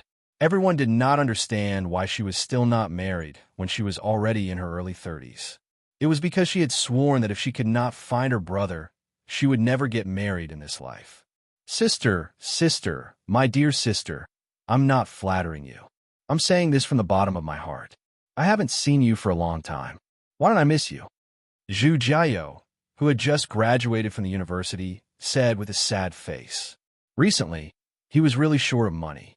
Due to his family's identity, he could not get any money from his family at all, so he could only think of ways to cheat from his relatives and friends. Grandma was too smart. It was too difficult to trick her. As long as he did not get tricked by his grandma, he could only rely on this cousin. Qin Ran was amused by this guy. She did not know whether to laugh or cry. She said, all right. I've been in Shanghai recently. Based on your performance, if you perform well, I may consider it. Sister, don't worry. As long as you need anything, I, little Pomelo, will be at your service at any time, Zhu Jiao said happily. Qin Ran shook her head and said, drive carefully. Are Grandma and Aunt at home? Grandma is at home, but your aunt went to Yuero Manor on the Bund to participate in a charity auction. She also told me to bring you directly to Yuero Manor after I pick you up. Qin Ran was a little puzzled. What for? Kid, I don't understand either. I'm just following orders, Zhu Jiao replied. This guy's words were really interesting and smooth. Qin Ran thought for a while and finally decided, forget it, I won't go. I'll go to see Grandma first. Sister, don't make things difficult for me. This is your aunt's order. I'm just following orders. If I can't satisfy her, I'll be in serious trouble in the future. Qin Ran could not stand this guy anymore. She had no choice but to agree. She did not know what her aunt was planning. At Yuerong Manor on the Bund, Qin Sheng and Xia Ding had already arrived. They first went to the banquet hall to register and verify their identities. Qin Sheng saw that there were quite a number of celebrities here today. Many people were taking photos with them. They were all relatively popular stars, not those who just wanted to gain popularity. Boss, if you're interested in any of them, I can help you later. Don't think too highly of them. Everyone's story is not simple. I have a few friends who work in the film industry. They King have a lot of unspoken rules. Not only that, they even do things like pimps. Xia Ding saw that Qin Sheng was staring at a star not far away and said with a look of disdain, prostitutes are heartless and actors are heartless. This was the principle of the ancient times. Qin Sheng said disdainfully, why do I feel like you're a pimp now? Ha, look at what you're saying. I'm just thinking about your happiness. I don't care about others. Xia Ding said righteously. The two of them took a glass of champagne from the waiter's plate and walked inside unhurriedly. Xia Ding asked with great interest, "Boss, do you want me to introduce you to some friends?" "No need. You go ahead with your work. I'll walk around so that I won't disturb your hunting." Qin Sheng knew that Xia Ding was here on a mission from the old master. He would definitely have to greet many acquaintances. If he brought him along, it would be somewhat troublesome. "Okay, then you can walk around first. I'll greet those elders and friends. Later, we'll go to the balcony to play. This is the place for the elderly. Above is the battlefield for the young," Xia Ding said with a smile. Boss was still the boss. He was more considerate. This was also the reason why he asked Qin Sheng to accompany him. He felt that with Boss's character, he was most suitable for an official career. He was observant, sophisticated, and capable. He would definitely go far in the future. He was more suitable than his second brother. After Xia Ding left, Qin Sheng wandered around here. Anyway, there were delicious food and wine inside. He had not eaten at night, so he had to fill his stomach first. As for those who came here, they were all exchanging resources with each other and making friends. That was why the host of the banquet not only booked the banquet hall, but also used the balcony to provide different occasions and conditions for different groups of people of different ages. Qin Sheng found a relatively remote place and looked at everyone present. He could see that they were in different circles. Everyone was talking and laughing with each other. Everything was based on interests and status. Naturally, no one would pay attention to a small character like him. Moreover, no one knew him. Naturally, everyone would greet their acquaintances first. Then, they would wait for the opportunity to act and look for different prey. However, Qin Sheng was wrong about this, because he also had acquaintances here. Not long after he entered the banquet hall, he was seen by a man. The man was not in a hurry to greet Qin Sheng. Instead, he looked at Qin Sheng quietly. When Qin Sheng hid in the corner and only cared about eating and drinking, the man almost laughed out loud. It was really an unconventional move. Therefore, after chatting with several important elders and friends for a while, the man found an opportunity to run over. He held a wine glass and teased Qin Sheng with a smile. "How many days have you not eaten?" Qin Sheng, who was stuffing a piece of cake into his mouth, was stunned. Obviously, this was said to him. He raised his head subconsciously and saw the man standing in front of him clearly. He almost laughed out loud. Chapter 69. Am I a vegetarian? If you haven't reached a certain level, it would be extremely difficult to integrate into any circle. How could you have a common language with others? You couldn't even join in on the topics others were talking about. This was also why Qin Sheng didn't want to follow Xia Ding to wander around the banquet hall. If others asked him what he did, he couldn't answer that he was a waiter. This not only embarrassed Xia Ding, but also Qin Sheng felt embarrassed. Connections could be built slowly, such as gradually from acquaintance to familiarity. But he couldn't deliberately make friends. If he fell into a disadvantage at the beginning, he would have to pay more if he wanted to make up for it later. When you had a certain strength and stood at a certain height, you would naturally be absorbed by different circles, which would be simpler and easier. Qin Sheng came here only to see the world. If he met interesting people, he could get to know them. He couldn't brag and look for prey all over the place. Therefore, Qin Sheng was not in a hurry. He only cared about filling his stomach first. Who knew that he would meet an acquaintance here? This acquaintance was not a stranger. It was Zhao Zishi, the young talent whom Qin Sheng met when he went to Jiang Xianbang's garden house for the first time. "Brother Zhao, why are you here?" Qin Sheng swallowed the cake in his mouth and said, not knowing whether to laugh or cry.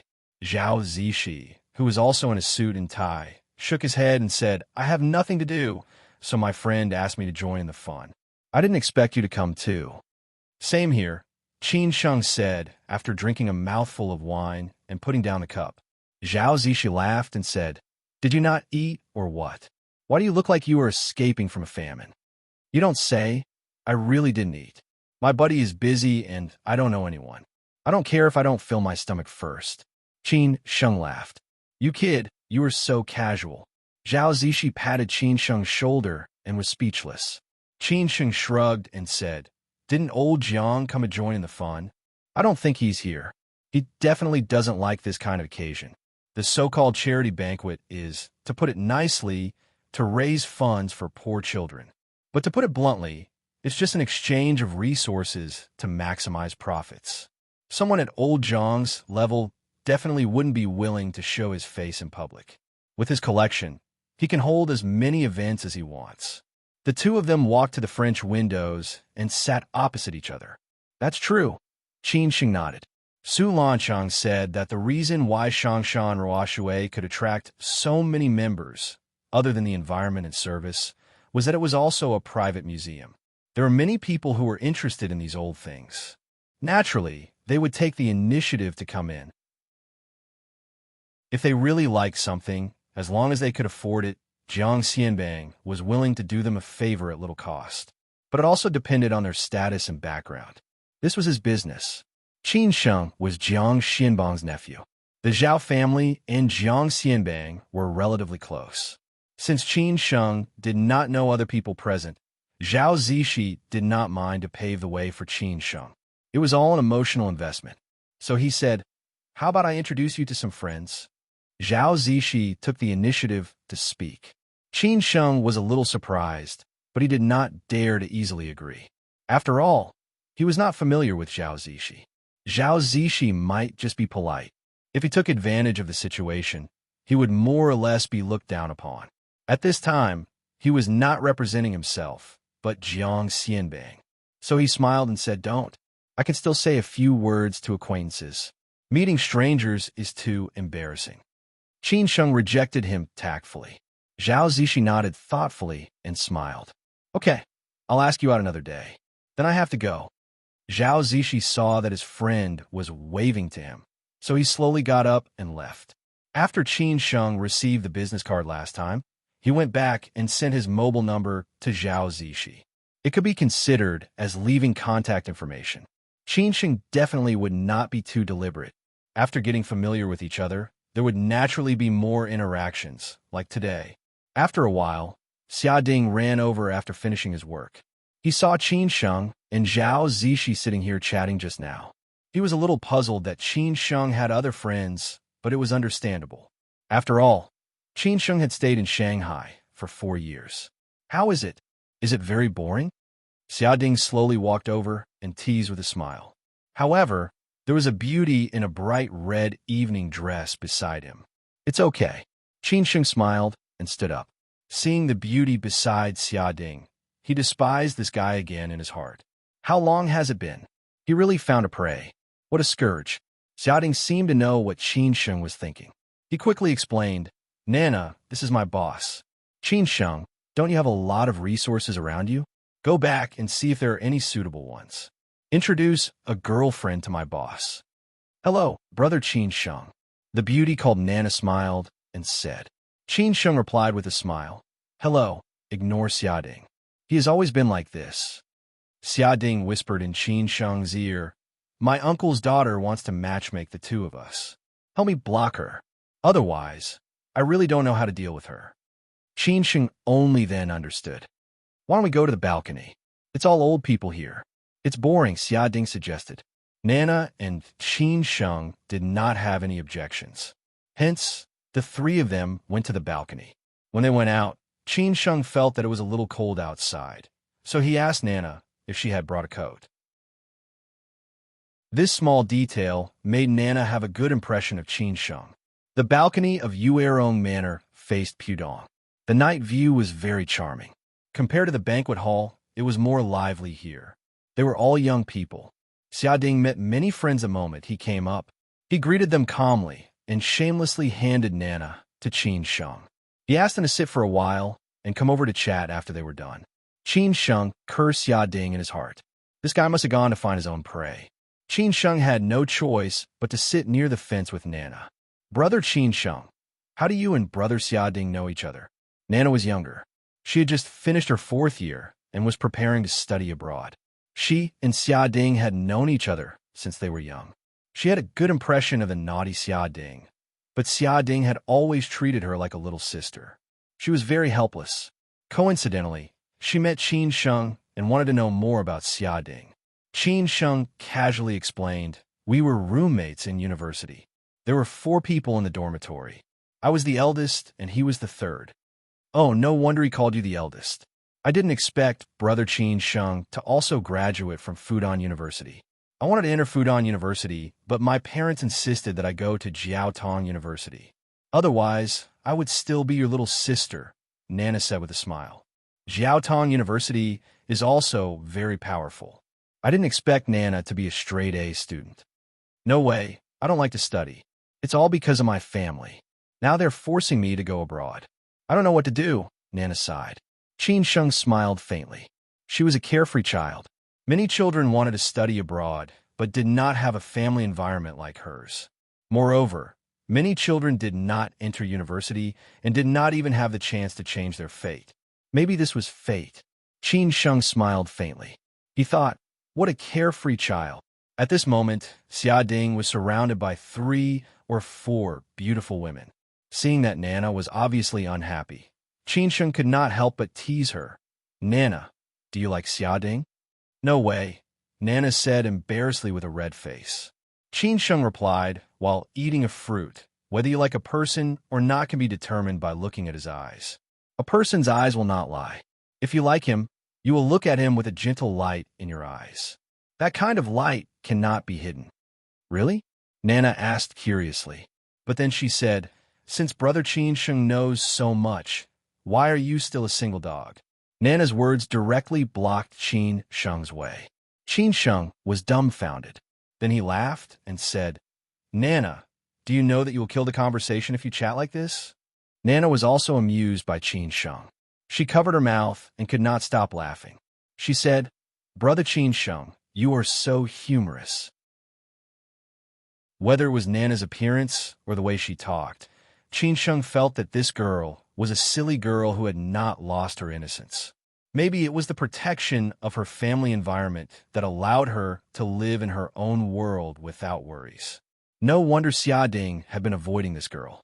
They were not the same kind of people.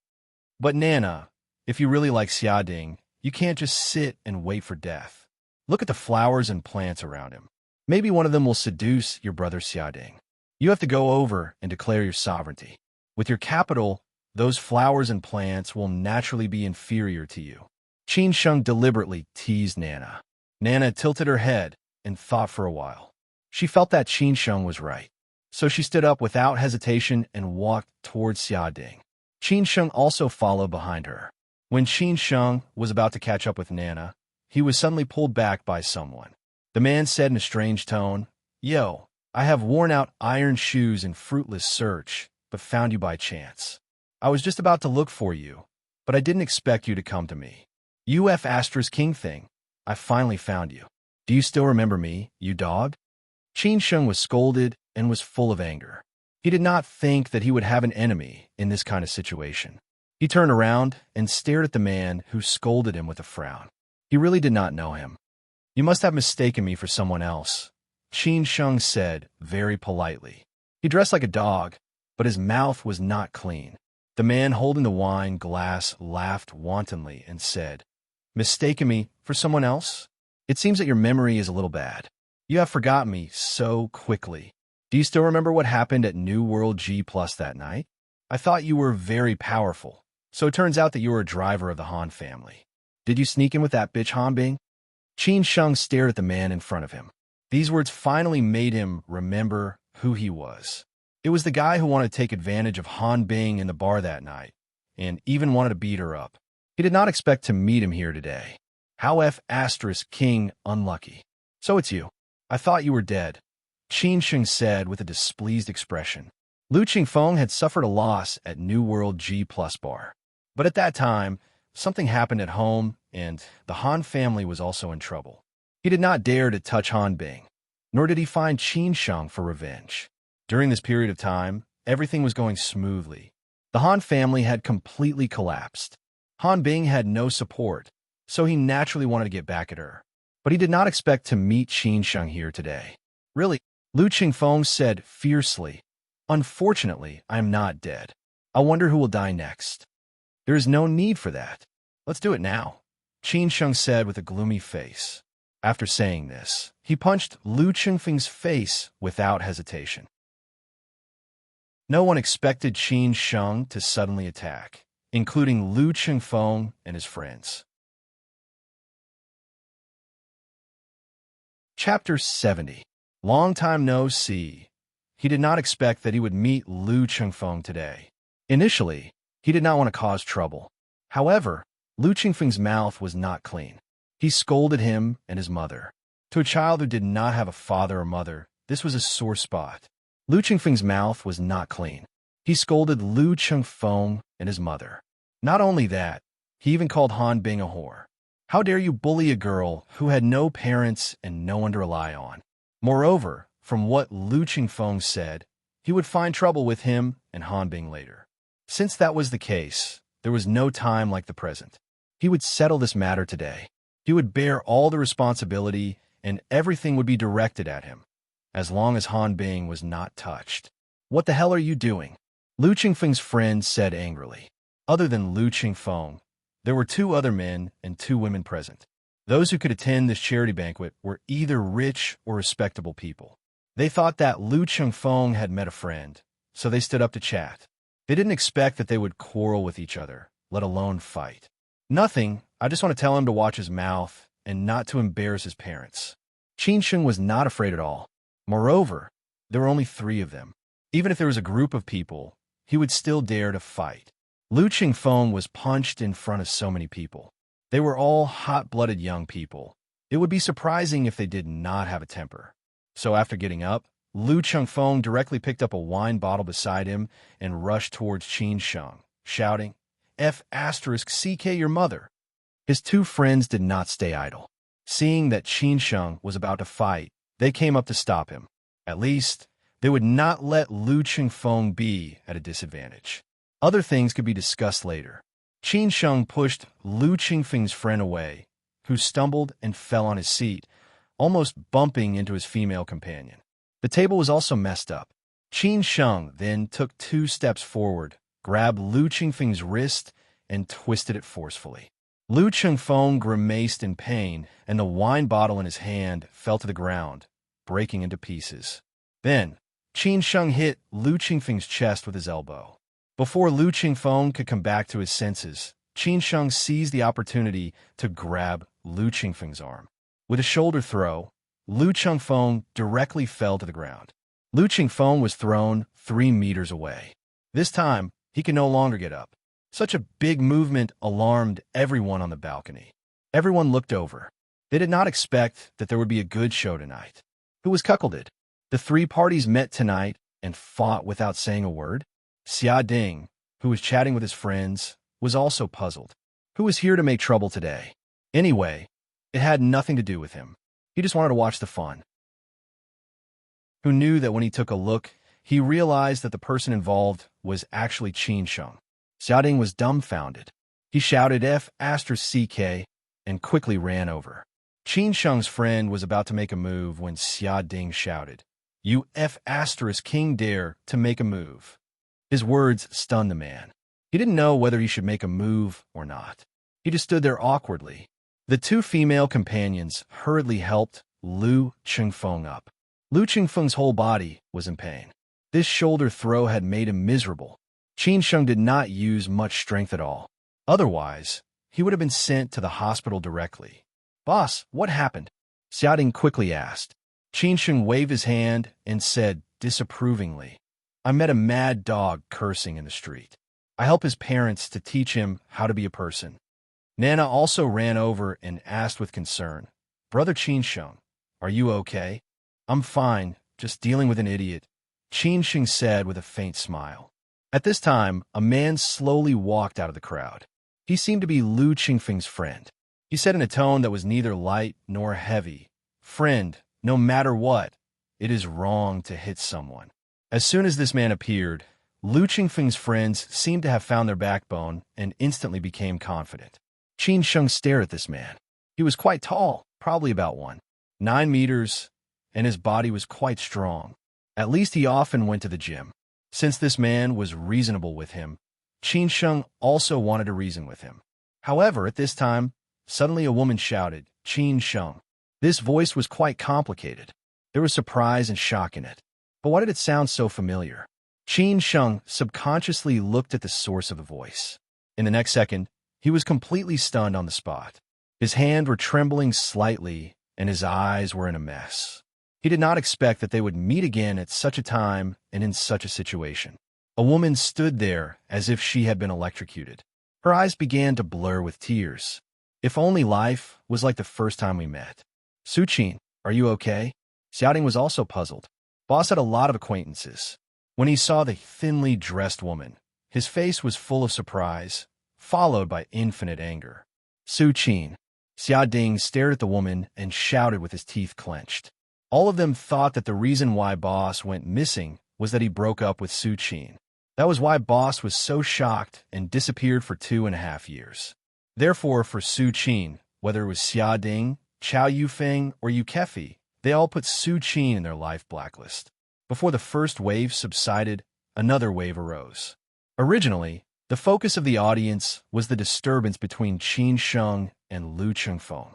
Now, everyone was staring at Qin Sheng and this beauty who suddenly appeared. It seemed that many people knew this beauty who was wearing a Chanel VIP evening gown. It was really worth coming tonight. If there was someone who was the most important person in Qin Sheng's life, apart from his grandfather and the Lin family, it would be Su Qin. He met her in the first year of high school, got together with her in the second year of high school, and broke up with her in the fourth year of high school. This woman played an important role in Qin Sheng's life. She gave Qin Sheng the best memory, which he could not forget until now. It had been almost 10 years. 10 years. How many 10 years could there be in one's life? Su Qin was the first to come back to her senses. She walked toward Qin Sheng slowly, but her footsteps were a little heavy. It seemed that with every step she took, she could remember the good times in the past. At that time, when they just broke up, she actually did not want to break up because she loved Qin Sheng too much. However, she could not understand Qin Sheng no matter how hard she tried. She always felt that she had not walked into Qin Sheng's heart.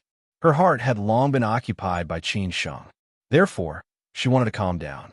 She wanted to know what kind of person Qin Sheng was and what he wanted on Earth. However, after they broke up, Qin Sheng disappeared completely. She could not find him anymore.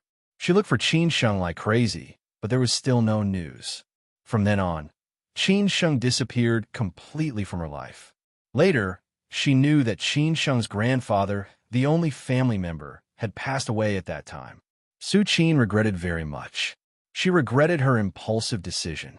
His grandfather was Qin Sheng's only family member.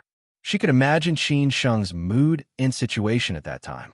At this time, she should be by his side, but she made the most stupid decision and chose to break up with Qin Sheng. The two things happened together, being lovelorn and losing his only family member. It could be seen how big a blow it was to Qin Sheng. This might be the reason why Qin Sheng disappeared. Originally, she thought that Qin Sheng would recover after a period of time. However, no one expected that it would be 2.5 years later when they met again. When Qin Sheng appeared in the young bar, Su Qin was stunned. She did not expect to see Qin Sheng again. Those lovesickness and memories surged in her heart, making her eyes brim with tears. However, because there were outsiders, she did not dare to vent her unscrupulous feelings. When she got home, she cried bitterly, because she knew that Qin Sheng still remembered her and did not forget her. Otherwise, he would not go to the young bar. However, Su Qin did not go to Qin Sheng impulsively. She only told the manager that if Qin Sheng came again, he should immediately tell her that she was not the Su Qin of that year. At the same time, she was also afraid that Qin Sheng would not forgive her. Therefore, if they were really destined to meet again, they would definitely meet again. Today, they finally met again. When Su Qin stood in front of Qin Sheng suppressed the waves in his heart and said calmly, "Long time no see." But could he really calm down? Long time no see. Su Qin did not hide her inner excitement. She gently wiped her tears and replied with the same words with a smile. "Su Qin, is this your friend?" The escort standing next to Su Qin stood out at an opportune time. He realized the importance of this man to Su Qin. He had never seen Su Qin shed tears for anyone. Su Qin slightly frowned. However, before he said anything, Xiaoding next to him could not help looking Su Qin up and down. He sneered and said, "Hey, Su Qin, we haven't seen each other for a long time. How are you now? Is this tall, rich, and handsome man next to you your boyfriend?" "Xiaoding, there's no need to do this," Qin Sheng said in a low voice. Obviously, he was very unhappy. However, Xiaoding stubbornly said, "Boss." The escort could naturally understand Xiaoding's meaning. He stood in front of Su Qin without hesitation and took the initiative to reach out to Xiaoding. "Hello, I am Tang Yunsheng, Su Qin's friend." Xiaoding did not take this escort seriously at all. He did not intend to shake hands with him at all. Tang Yunsheng was quite embarrassed and withdrew his hand, but he was not angry. "I did not expect to meet you here," Qin Sheng said with a bitter smile. Su Qin pouted and said, "I did not expect it either." "How are you?" Qin Sheng asked. They had not seen each other for more than 2 years. He could feel that Su Qin had changed a lot. She was no longer the girl who he played the guitar while she sang, and they went to the library together. "I am fine. How about you? When did you come back?" Su Qin tucked her hair behind her ears and said with a smile. Qin Sheng laughed at himself and said, "I came back last month. Why didn't you call me? At least as an old friend, I should treat you to a meal," Su Qin joked with a smile. Qin Sheng did not know how to answer this sentence. After all, they had not seen each other for a long time. Everyone had their own life, and there was no need to disturb others. Qin Sheng and Su Qin said goodbye and had long forgotten other people and things. The onlookers were watching this lively drama, and Lu Qingfeng's friends were left aside. The man who stood up for Lu Qingfeng was quite embarrassed at this time. In the end, he could not help but say, "Friend, you hit my friend. You can't pretend that nothing happened, can you?" Lu Qingfeng, who was helped up by the others, stared at Qin Sheng fiercely. He knew Qin Sheng's identity better than anyone else, so he did not take him seriously at all. At this moment, Qin Sheng and Xiaoding's backs were facing each other. Lu Qingfeng finally found an opportunity. He picked up a plate beside him and rushed towards Qin Sheng again. Just when the man was about to say something to Qin Sheng, Lu Qingfeng had already rushed over, raised the plate, and was about to smash it to Qin Sheng. Facing Qin Sheng, Su Qin was the first to find it. Her expression changed instantly, and she shouted, "Be careful." She did not know where the strength came from, but she rushed forward and pulled Qin Sheng away. Bang!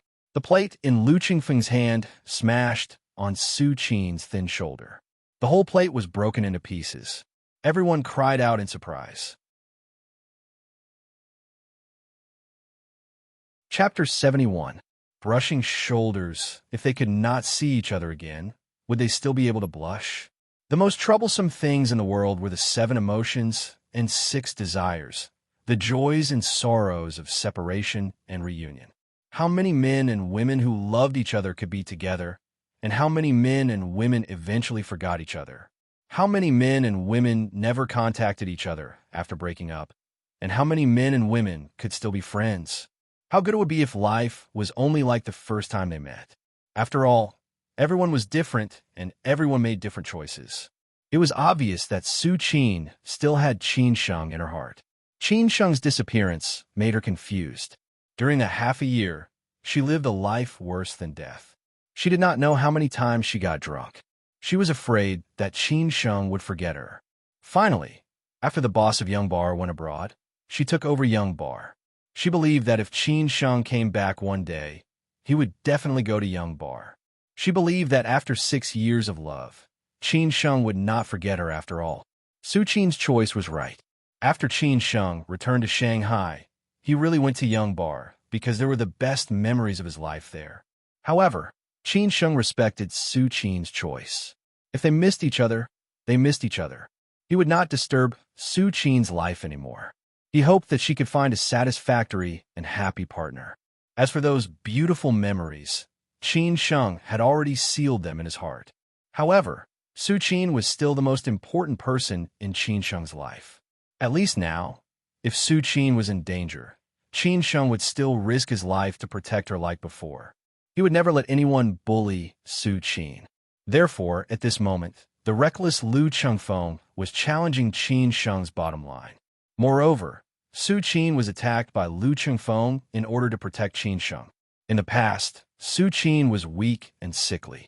Qin Sheng always laughed at her for being the contemporary Lin Daiyu. At that time, Qin Sheng often visited the hidden famous doctors in Zhongnan Mountains to get medicine for Su Qin to nurse her body. Hence, until now, Su Qin was still very thin and weak. It was just that her immune system was much better.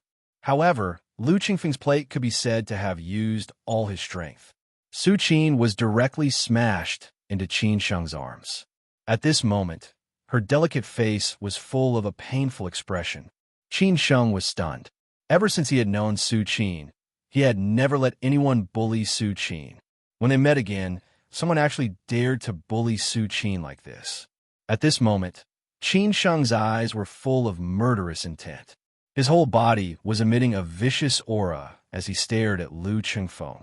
After returning to Shanghai, Qin Sheng had been hiding this kind of vicious aura. He wanted to quickly integrate into the lives of ordinary people. Even when he went to Tianshui, he was not like this. No one knew what he had experienced in the past 2 years.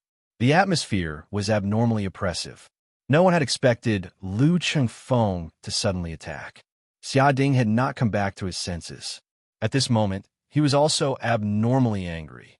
Qin Sheng slowly put Su Qin in the arms of Nana, who was frightened to death, and took 2 steps forward slowly. At this moment, no one dared to stop Qin Sheng, including Lu Qingfeng's friends. Lu Chengfeng shouted unscrupulously, "Be asterisk star, don't worry. As long as you're still in Shanghai, I will definitely kill you." Qin Sheng did not talk nonsense, nor did he have so much nonsense. He reached out as fast as lightning and grabbed Lu Qingfeng's collar. Lu Qingfeng's friends came up and wanted to push Qin Sheng. At the same time, they shouted, "What are you going to do?" Qin Sheng did not give him any chance. He directly kicked his abdomen. The man flew out instantly and hit the table next to him. A group of beautiful women were so scared that they screamed. Lu Chengfeng was also scared by Qin Sheng. Lu Chengfeng was also frightened by Qin Sheng. He still wanted to fight back and threw a punch at Qin Sheng. Qin Sheng did not take it seriously at all and dodged it casually. Then, he raised his arm and used all his strength to hit Lu Qingfeng's face with his elbow. In an instant, Lu Chengfeng was bleeding profusely. Then, he pulled Lu Qingfeng's head with force and pulled it toward his knees. He hit Lu Qingfeng's face and chest 3 times in a row. At this moment, Lu Chengfeng had already been knocked out. He did not have any strength to fight back. Qin Sheng's series of movements were so fast that the group of people did not come back to their senses at all. Until this moment, they were shocked. Lu Qingfeng's friends hurriedly went up to help. Xia Ding, who was next to them, directly stood in front of them and said, "Why don't you try it?" Xia Ding naturally sided with Qin Sheng. No matter how powerful the background of this group of people was today, he would not flinch and stand on Qin Sheng's side. Because for the other 3 people in the dormitory, no matter what happened, Qin Sheng always stood at the forefront. Lu Qingfeng had already fallen to the ground, but Qin Sheng still punched Lu Qingfeng's face. Lu Qingfeng's friend shouted, "If someone dies, you'd better take care of yourself. Don't worry. No matter who you are, today when we get out of your own manor, we will accompany you in whatever way you want to play," Xia Ding said indifferently. Su Qin was also scared by Qin Sheng. No one dared to stop him. She knew that only she could make Qin Sheng stop. She was afraid that if Qin Sheng went on like this, someone would really die. Therefore, Su Qin endured the pain in her shoulder and hurriedly ran to Qin Sheng. She directly hugged Qin Sheng from behind and said, "Stop, someone will die." It was only at this moment that Qin Sheng stopped. The familiar embrace and the familiar smell made Su Qin notice that Qin Sheng had stopped. Seeing that Qin Sheng stopped, Su Qin also felt that it was wrong to hug Qin Sheng like this, so she quickly let go. Tang Yunsheng, who was not far away, was extremely jealous at this moment. Lu Qingfeng's friends were anxious and hurriedly ran over. Looking at Lu Qingfeng, who was badly mutilated, His two female companions were so scared that they cried. The man who stood up for Qin Sheng just now stood in front of Qin Sheng and said, "Is it necessary to do this?" "It is necessary," Qin Sheng replied calmly. The man said slowly, "This matter is already out of our control. He was beaten by you like this. I hope you can bear the consequences."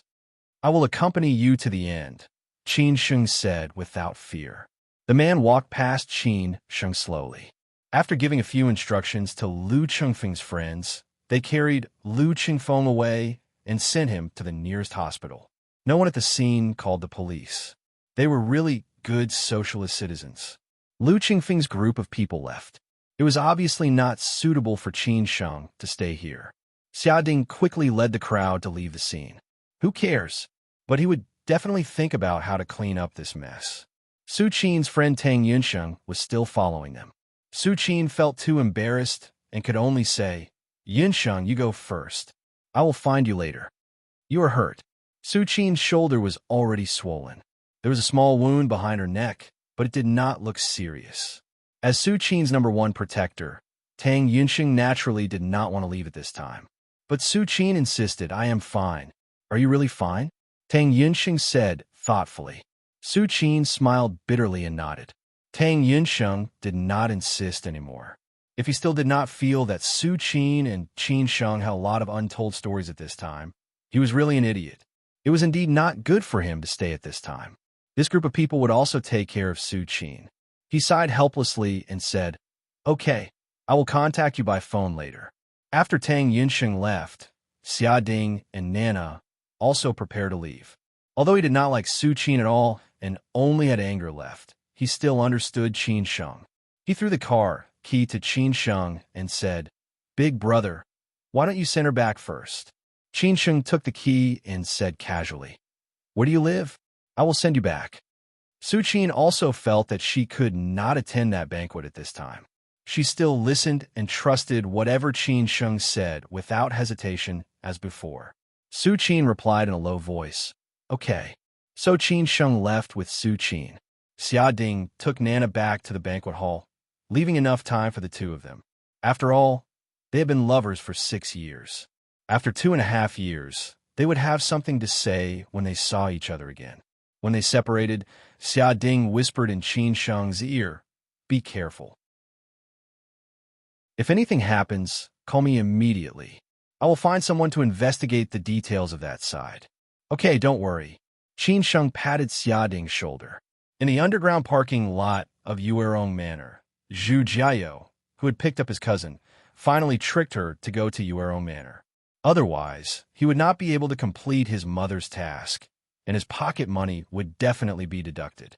He knew better than anyone why his mother insisted that his cousin go to Yuerong Manor first. Tonight was a rare opportunity.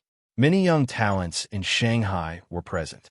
He wanted to find a partner for his cousin and get her married as soon as possible. After all, his cousin was now in her early 30s. The whole big family was worried about her, but she never mentioned it. It seemed that she did not want to get married at all. After parking the car, they went to the elevator.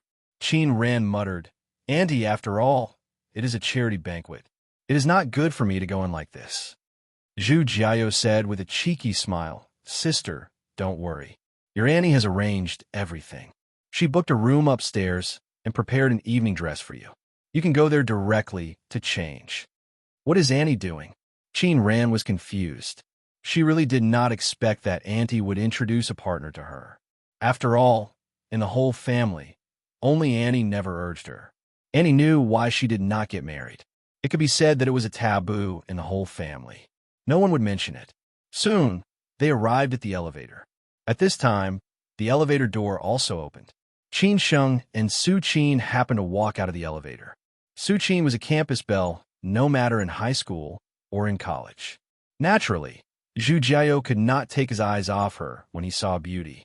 He stared at Su Qin with a smile. "Excuse me." Qin Sheng frowned slightly and said to Qin Ran and Zhu Jiao casually. Then he took Su Qin's hand and left, not caring that the woman opposite him was staring at him. "That beauty is not bad, but she is not as beautiful as my cousin." Zhu Jiao stared at Su Qin's back. Qin Ran stood there in a daze. as if she was thinking about something. After turning around, Zhu Jiao found his cousin in a daze and asked curiously, "Sister, what's wrong?" Qin Ran bit her lip and said meaningfully, "I always feel that the man is a little familiar, but I don't know where I have seen him. Is he your friend? Shall I catch up with him?" and ask. Zhu Jiao was willing to help. He could also hit on the beauty. Qin Ran scolded him with a smile. "Let's go. I know what you're thinking about." Zhu Jiao laughed and then got into the elevator.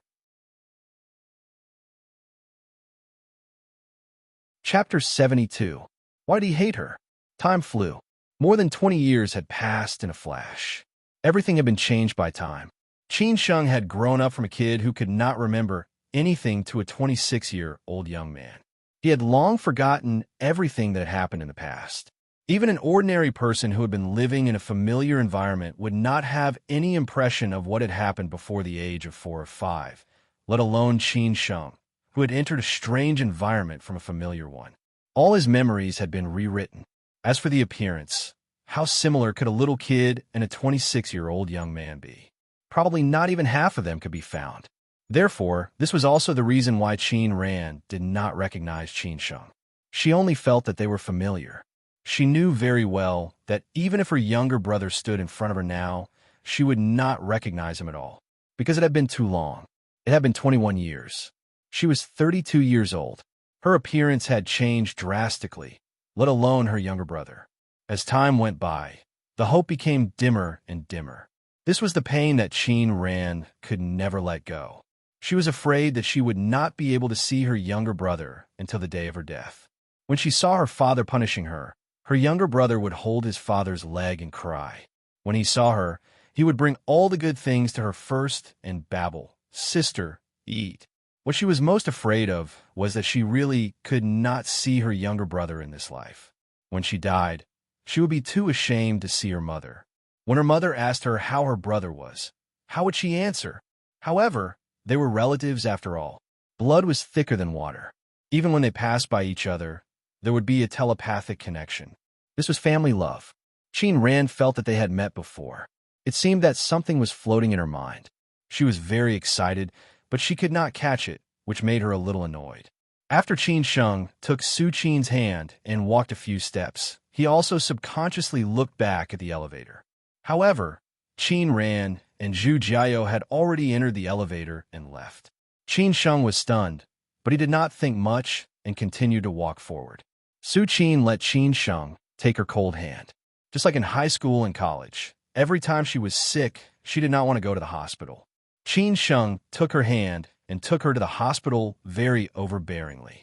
Just like every time she was happy or unhappy, Qin Sheng took her hand and wandered on the sunny road.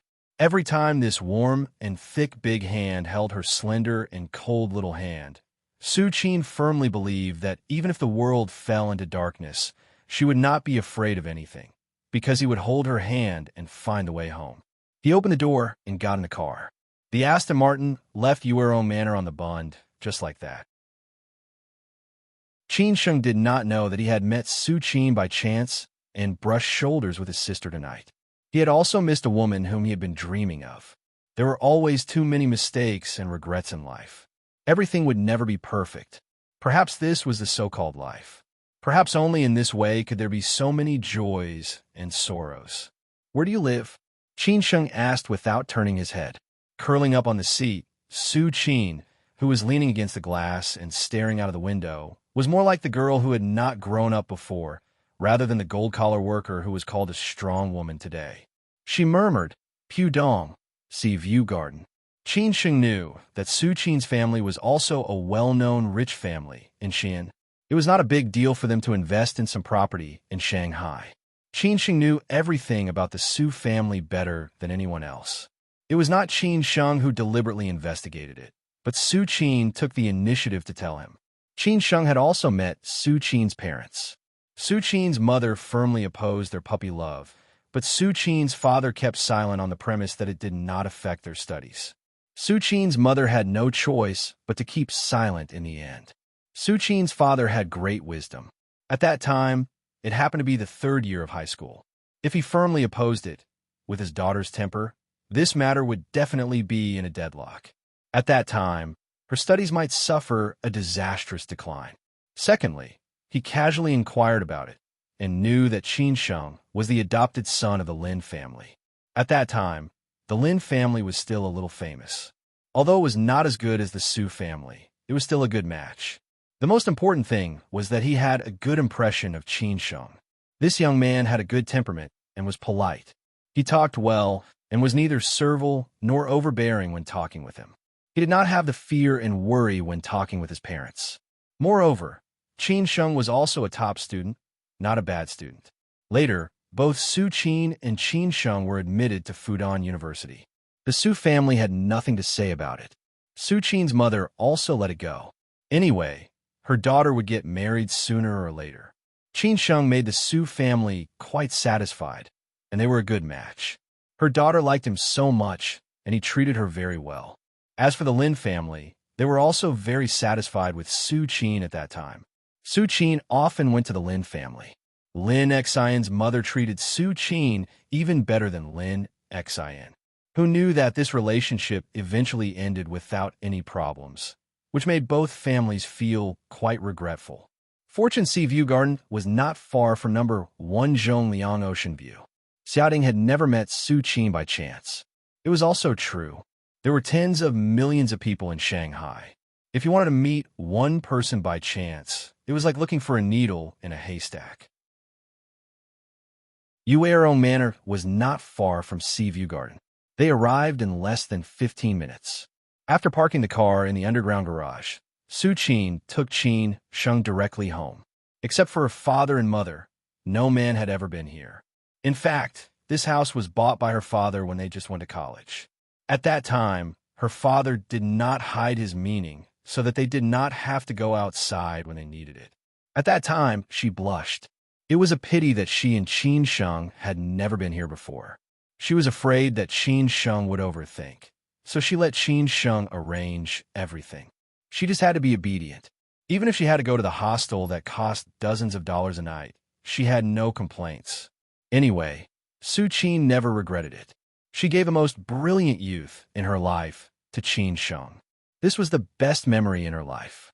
Whether it was 10 years later or 20 years later, when she thought of those days when they were together, no matter how many troubles and sorrows she had, they would be dispelled. Han Bing's Huaran 9-mile bund was modern and simple style. Sister Chong Sam Shui Qingyin's Huangpu Bei was American style. Su Qin's home was fresh and artistic style. It was very simple and did not have too many complicated designs. There were several paintings she had painted in the room. In the bedroom, there was a portrait she had painted for Qin Sheng, which was on the wall of the bed. At this moment, she was afraid that Qin Sheng would enter the bedroom. If so, she really did not know how to face Qin Sheng. Do you have safflower oil or Yunnan Baiyao, alcohol and Band-Aids? Qin Sheng threw his coat on the sofa and asked. After taking off her coat, Su Qin, who was only wearing an evening dress, nodded and ran to the second bedroom barefoot to get it. It didn't take long for her to come out with a family medicine box. Qin Sheng said to her in a deep voice, "Sit here." Oh. Su Qin sat next to Qin Sheng obediently. This feeling instantly returned to the past. Su Qin was very used to Qin Sheng's overbearing sometimes. Qin Sheng opened the medicine box, took out Yunnan Baiyao, and sprayed some on his shoulder. Su Qin screamed in pain. Qin Sheng said calmly, "Bear with it. This is a lesson. Don't be a hero in the future." Su Qin pouted and thought to herself, "I did it to protect you.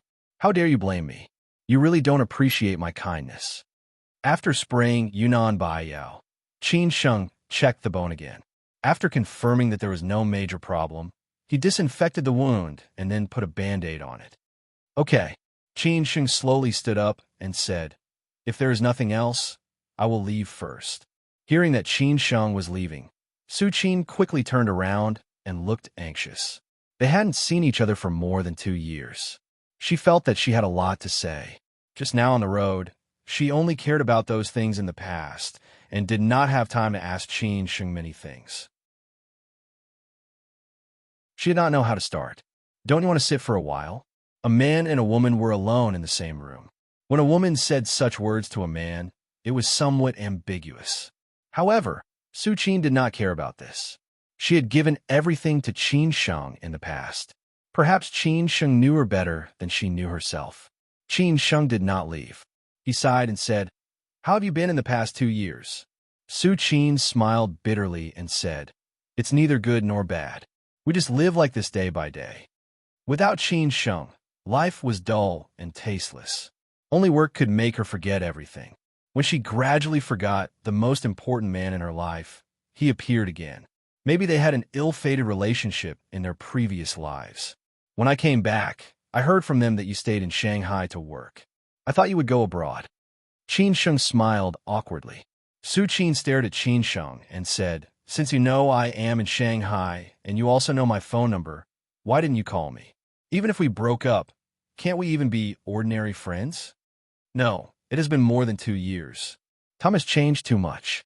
I just don't want to disturb your peaceful life." Qin Sheng smiled faintly. This made Su Qin very angry. She laughed at herself and said, "Not disturb? Is this the answer you gave me? It has been more than 2 years. You disappeared for no reason. Do you know how worried I was? Do you know how long I have been looking for you? Can't you tell me when you come back? You know what you mean to me. But you just said 3 simple words to me. Not disturbing." At the end of her words, Su Qin had already burst into tears. Her tears had already ruined today's meticulous makeup. Qin Sheng hesitated for a moment. Finally, he slowly held Su Qin's face and gently wiped away her tears. He smiled and said, "You still like to cry so much. Qin Sheng, I hate you." Su Qin madly pounded Qin Sheng's chest and shouted. Qin Sheng did not avoid her and let her vent her emotions. "Why do you hate me?" Qin Sheng sighed. Su Qin was still the Su Qin in the past. She had not changed much, but he was not the Qin Sheng in the past. Not knowing how long it had been, Su Qin finally vented enough. "Will you stay in Shanghai in the future?" Su Qin raised her head and asked with tears in her eyes. Her look almost broke Qin Sheng's heart. Once, his biggest weakness was Su Qin's tears. Why did she ask this? Because Su Qin was afraid that after saying goodbye tonight, she would not see Qin Sheng again. Just like 2 years ago, he disappeared completely. Qin Sheng nodded slightly and said, "Yes."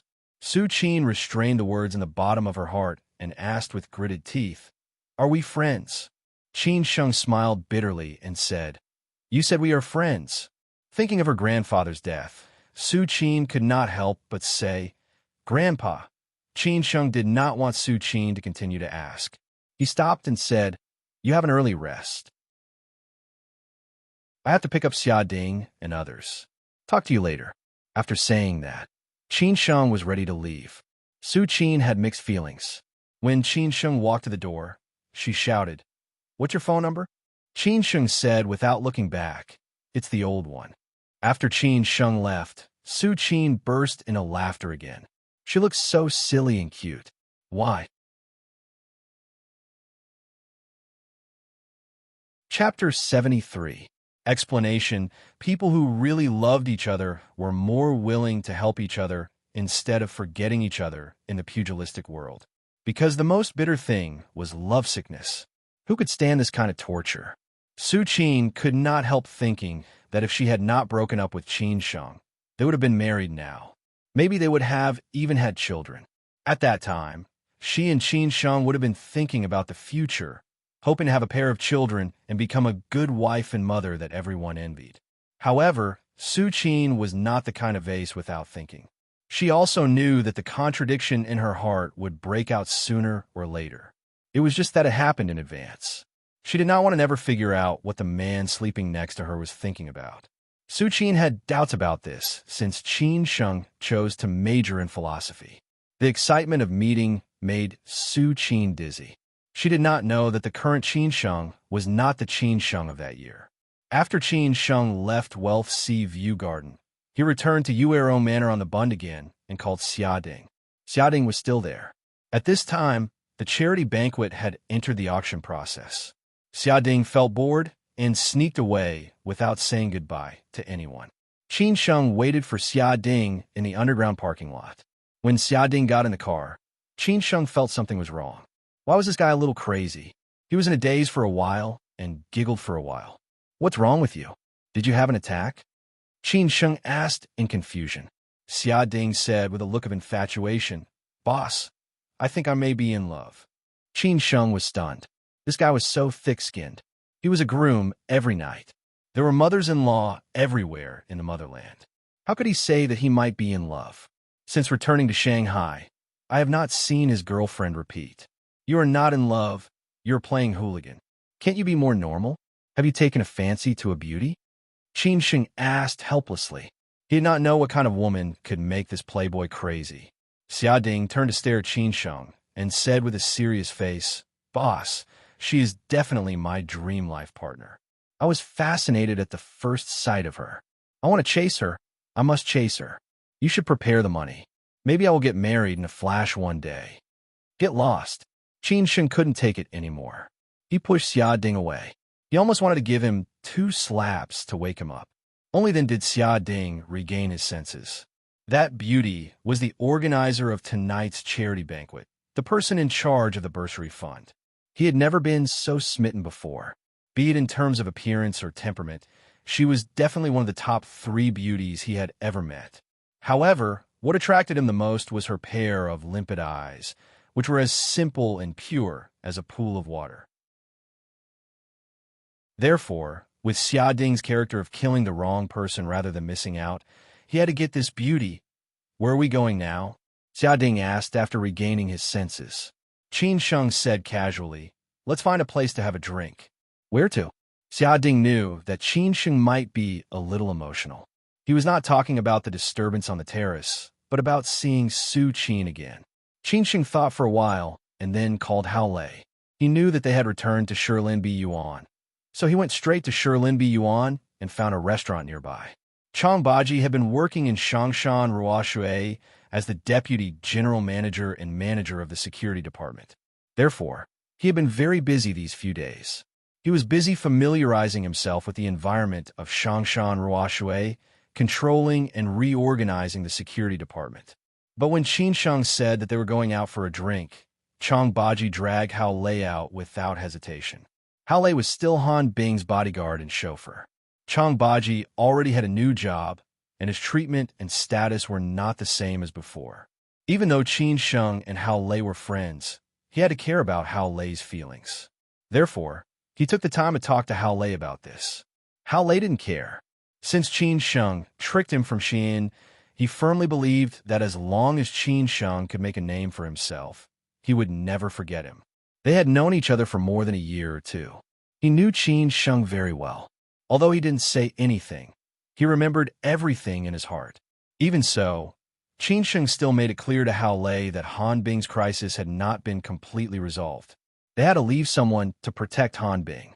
When Han Bing was fine and things were smooth on their side, they would naturally let him come over. Beer wasn't as satisfying as white wine, and it took longer to get drunk. Therefore, they chose to drink white wine tonight. 3 of them were from Xi'an, so they had to drink Shifeng wine. However, the restaurant didn't have it, so Hao Lei went to the nearest supermarket and bought 3 bottles. After all the dishes were served, according to the rules, 3 of them left first. Then Qin Sheng said slowly, Today I met Su Qin. Qin Sheng, Hao Lei, Meng Zhe, and Su Qin were friends who had known each other since the first year of high school. At that time, Hao Lei and Meng Zhe were also interested in Su Qin. When they were in school, who didn't have a crush on a campus belle?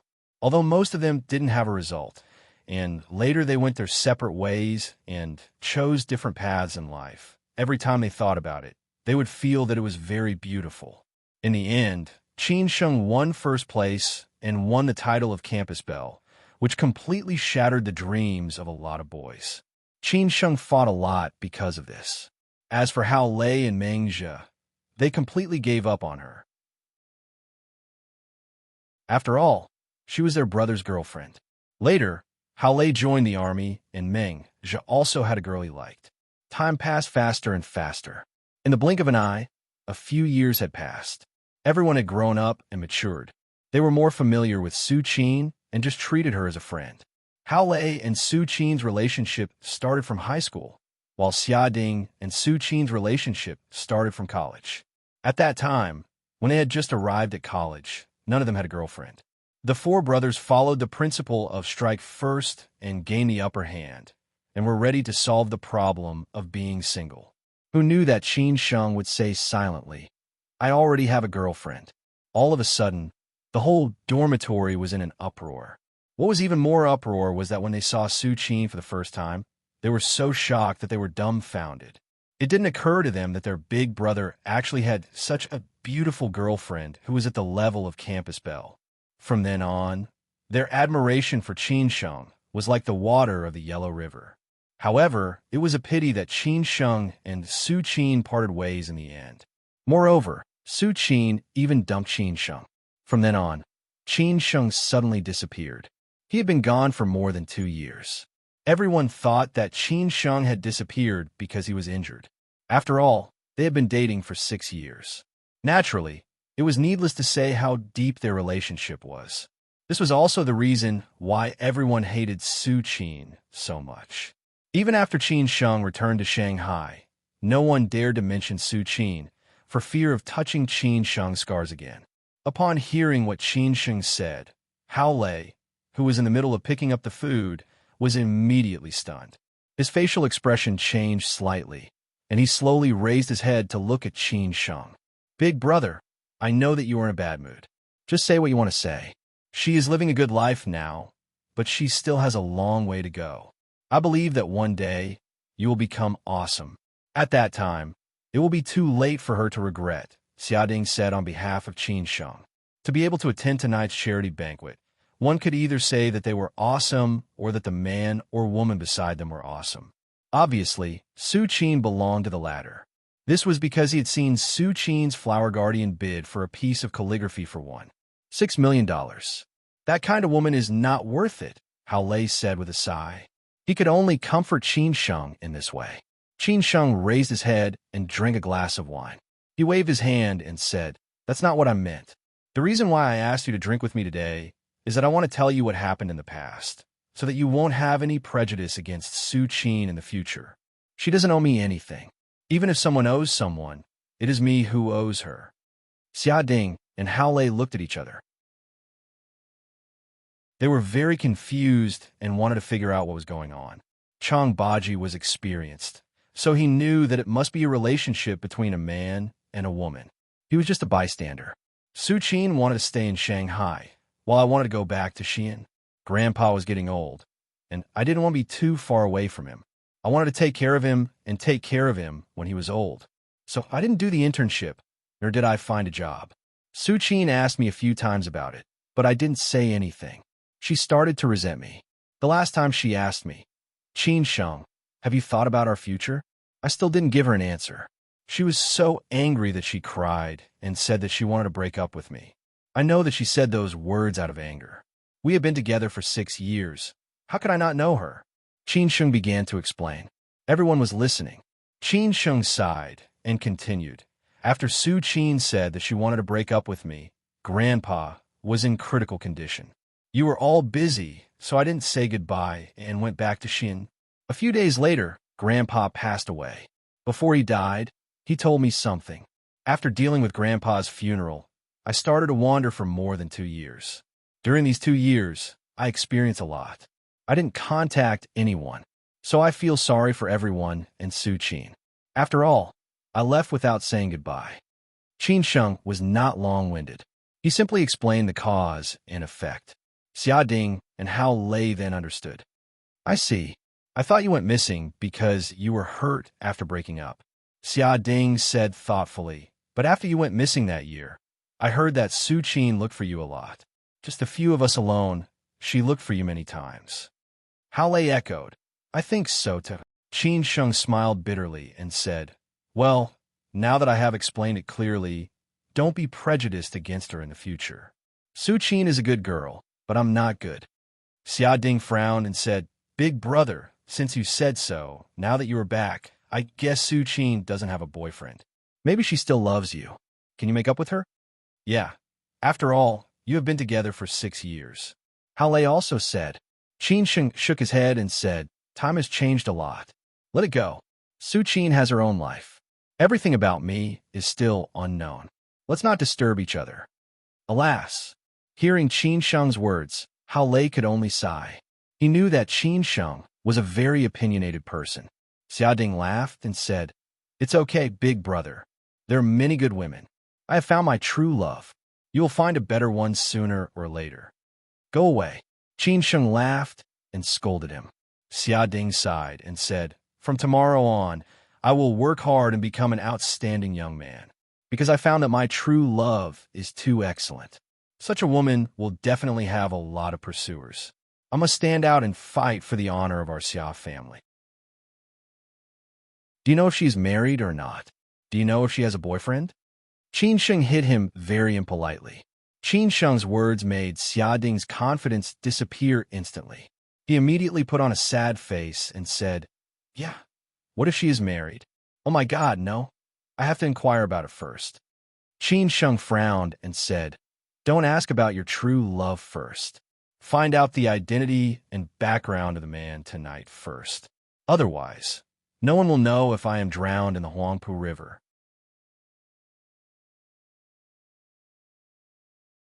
Chapter 74. I'm coming over right now. It's the end of the month. Do you have a monthly ticket? After Qin Sheng told them the whole story, Chang Baji and Hao Lei understood that the conflict in the bar was because of Han Bing. What a femme fatale. Xiaoding could not help but sigh. Young people often got into trouble because of women. He was the same, but he understood that women were just a code for power and money. If he could get it, he would get it. If he could not get it, he had to give it up. Anyway, he was not married. Why should he offend so many people for a woman? But Qin Sheng was not doing this for himself, but for a promise. "What are you going to do about it?"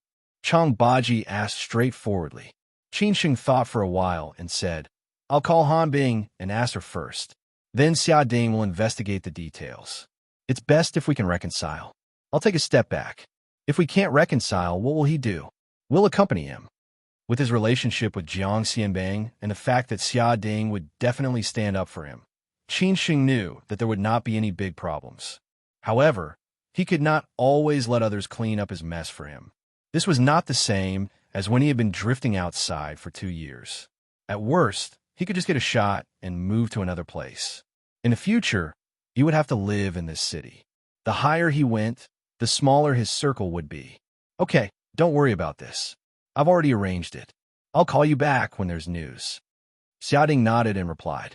The more they drank, the more fragrant the wine was. The more they drank, the drunker they became. Since Qin Sheng had already told them about Su Qin, Xiaoding, and Hao Lei no longer had any scruples, they started to joke about Su Qin. Thinking about how carefree they used to be, they did not have so many troubles now. But who could stay in the past forever? After drinking, Xiaoding asked the driver to pick him up and left. Qin Sheng staggered back. After returning to the room, Qin Sheng called Han Bing and asked, "Do you remember the man who had a conflict with us in the Xiniandi G+ bar?" "What's wrong?" "I remember. His name is Lu Qingfeng, a playboy." Han Bing did not have a good impression of this man. He had pursued her several times and refused to give up. But when her father was alive, he did not dare to do anything to her. Later, when her father was in trouble, he became unscrupulous. "What does your family do?" Qin Sheng asked in a low voice. Having returned to Huara 9 Mile Beach, Han Bing, who had just taken a shower and was wearing pajamas and a facial mask, asked in confusion, "Why are you asking him? Did something happen?" "No, I just happened to meet him today and wanted to ask about him." Qin Sheng did not want Han Bing to worry, so he said casually. Han Bing leaned against the headboard, revealing her snow-white legs as she replied. His grandfather used to be a deputy department leader, and his father is now the person in charge of a company under the Shanghai City Construction Group. He started his own construction company, relying on his family's connections, but it's too high profile. "Oh, I see." It was a little better than what Qin Sheng had expected. His background was not very deep, but his relationship network was more complicated. His father was in the City Construction Group, which was a lucrative department, and Lu Qingfeng only benefited from it. Who would believe that there was nothing fishy about it? As long as there was a weakness, Qin Sheng dared to drill into it. He did not believe that he would not lower his head. "What are you doing?" Qin Sheng asked with a smile after coming back to his senses. Han Bing muttered, I just took a shower and am applying a facial mask. How's the progress of Guoping Group? Since he went to Shangshan Ruoshui, Qin Sheng had not been concerned about this matter. Han Bing replied, "It's going well. With Uncle Zheng keeping an eye on it, it should be settled by the end of the year. At that time, I will completely withdraw and only hold the corresponding shares." "Well, that's good. Let's stop talking and sleep early." Qin Sheng stretched and was a little sleepy. Han Bing wanted to tease Qin Sheng, but she gave up in the end. She casually said goodnight and hung up the phone. Lu Qingfeng's matter was not a big deal. He was not a playboy with a powerful background. Qin Sheng wanted to see how the other side would make a move first, and then he would take the initiative. When he got up in the morning, he received a text message from Su Qin. It was a simple good morning. Qin Sheng did not reply. He went out for a run with Chang Baji and went to the company after breakfast. Shangshan Ruoshui gave Chang Baji a Mercedes-Benz GLE. Qin Sheng finally did not have to take the bus anymore.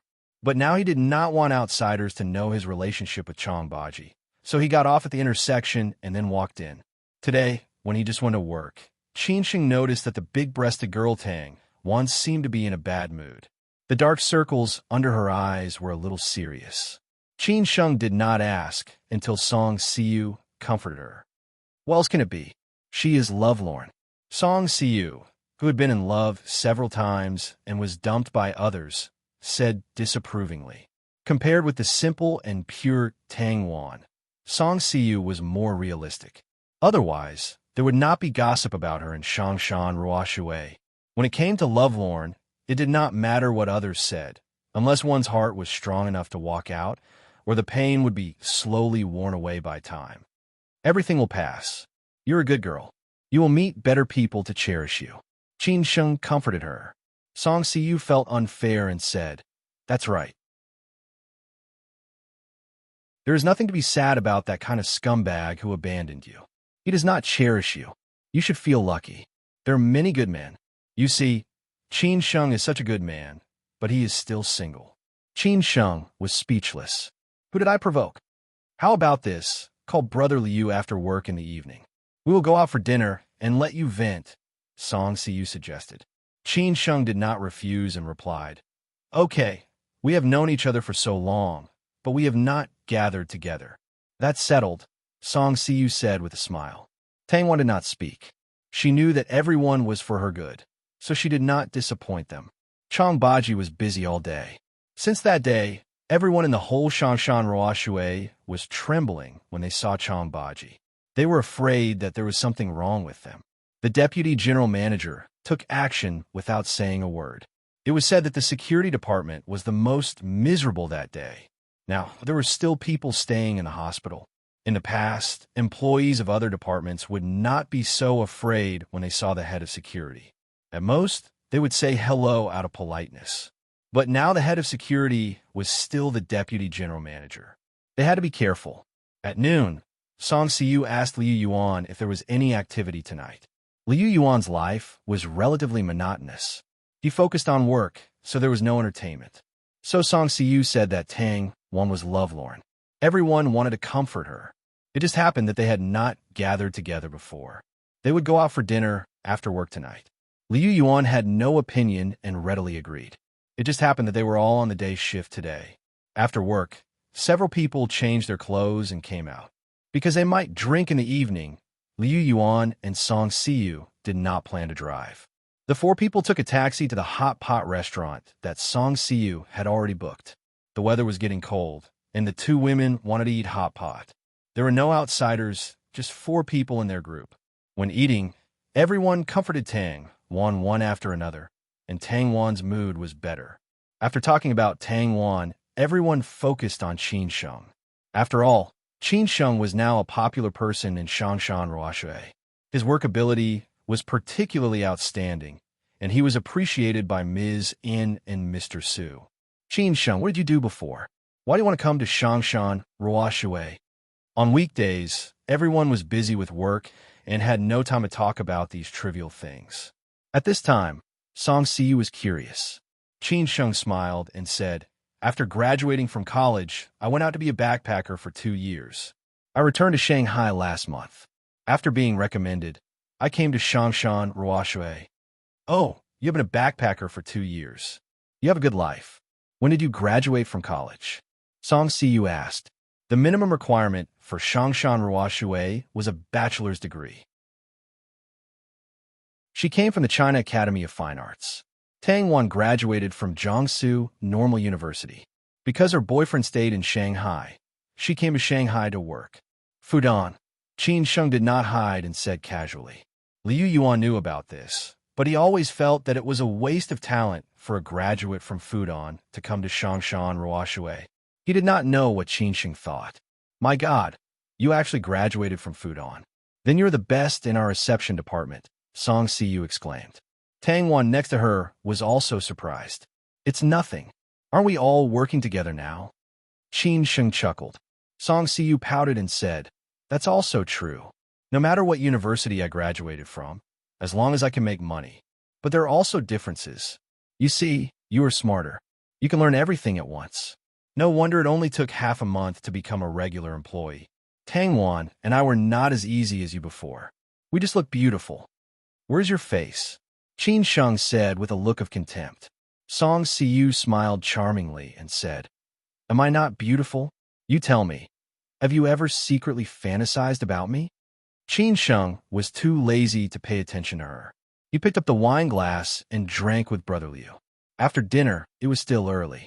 It was only 8 o'clock. Tang once said she wanted a drink. Song Siyu took the lead to agree. But she told Qin Sheng and Liu Yuan that they were not good at drinking. If they drank too much, they would be responsible for sending them back. But don't take advantage of them. Qin Sheng and Liu Yuan were speechless. They were not such people unless they wanted to ruin their reputation. But it was not guaranteed that Song Siyu would take the initiative to seduce them. This place was the closest to the young bar. Except for Song Siyu, who went to the nightclub first. Everyone else wanted to go to a quieter bar. So Qin Sheng took them to the young bar.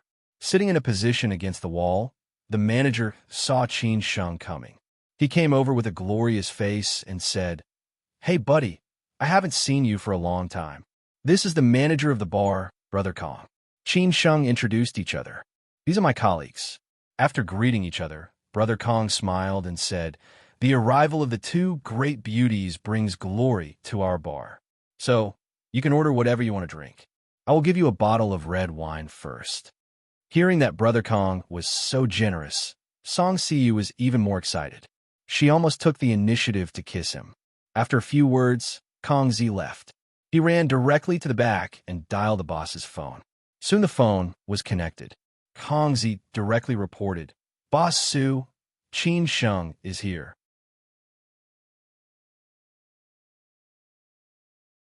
Chapter 75. Girl, Su Qin was currently working in the China headquarters of a multinational consulting company in Shanghai. Although her father always asked her to go back to help, thinking that a girl was easy to suffer and be wronged when she was away from home, Su Qin had feelings for the city of Shanghai and did not intend to go back.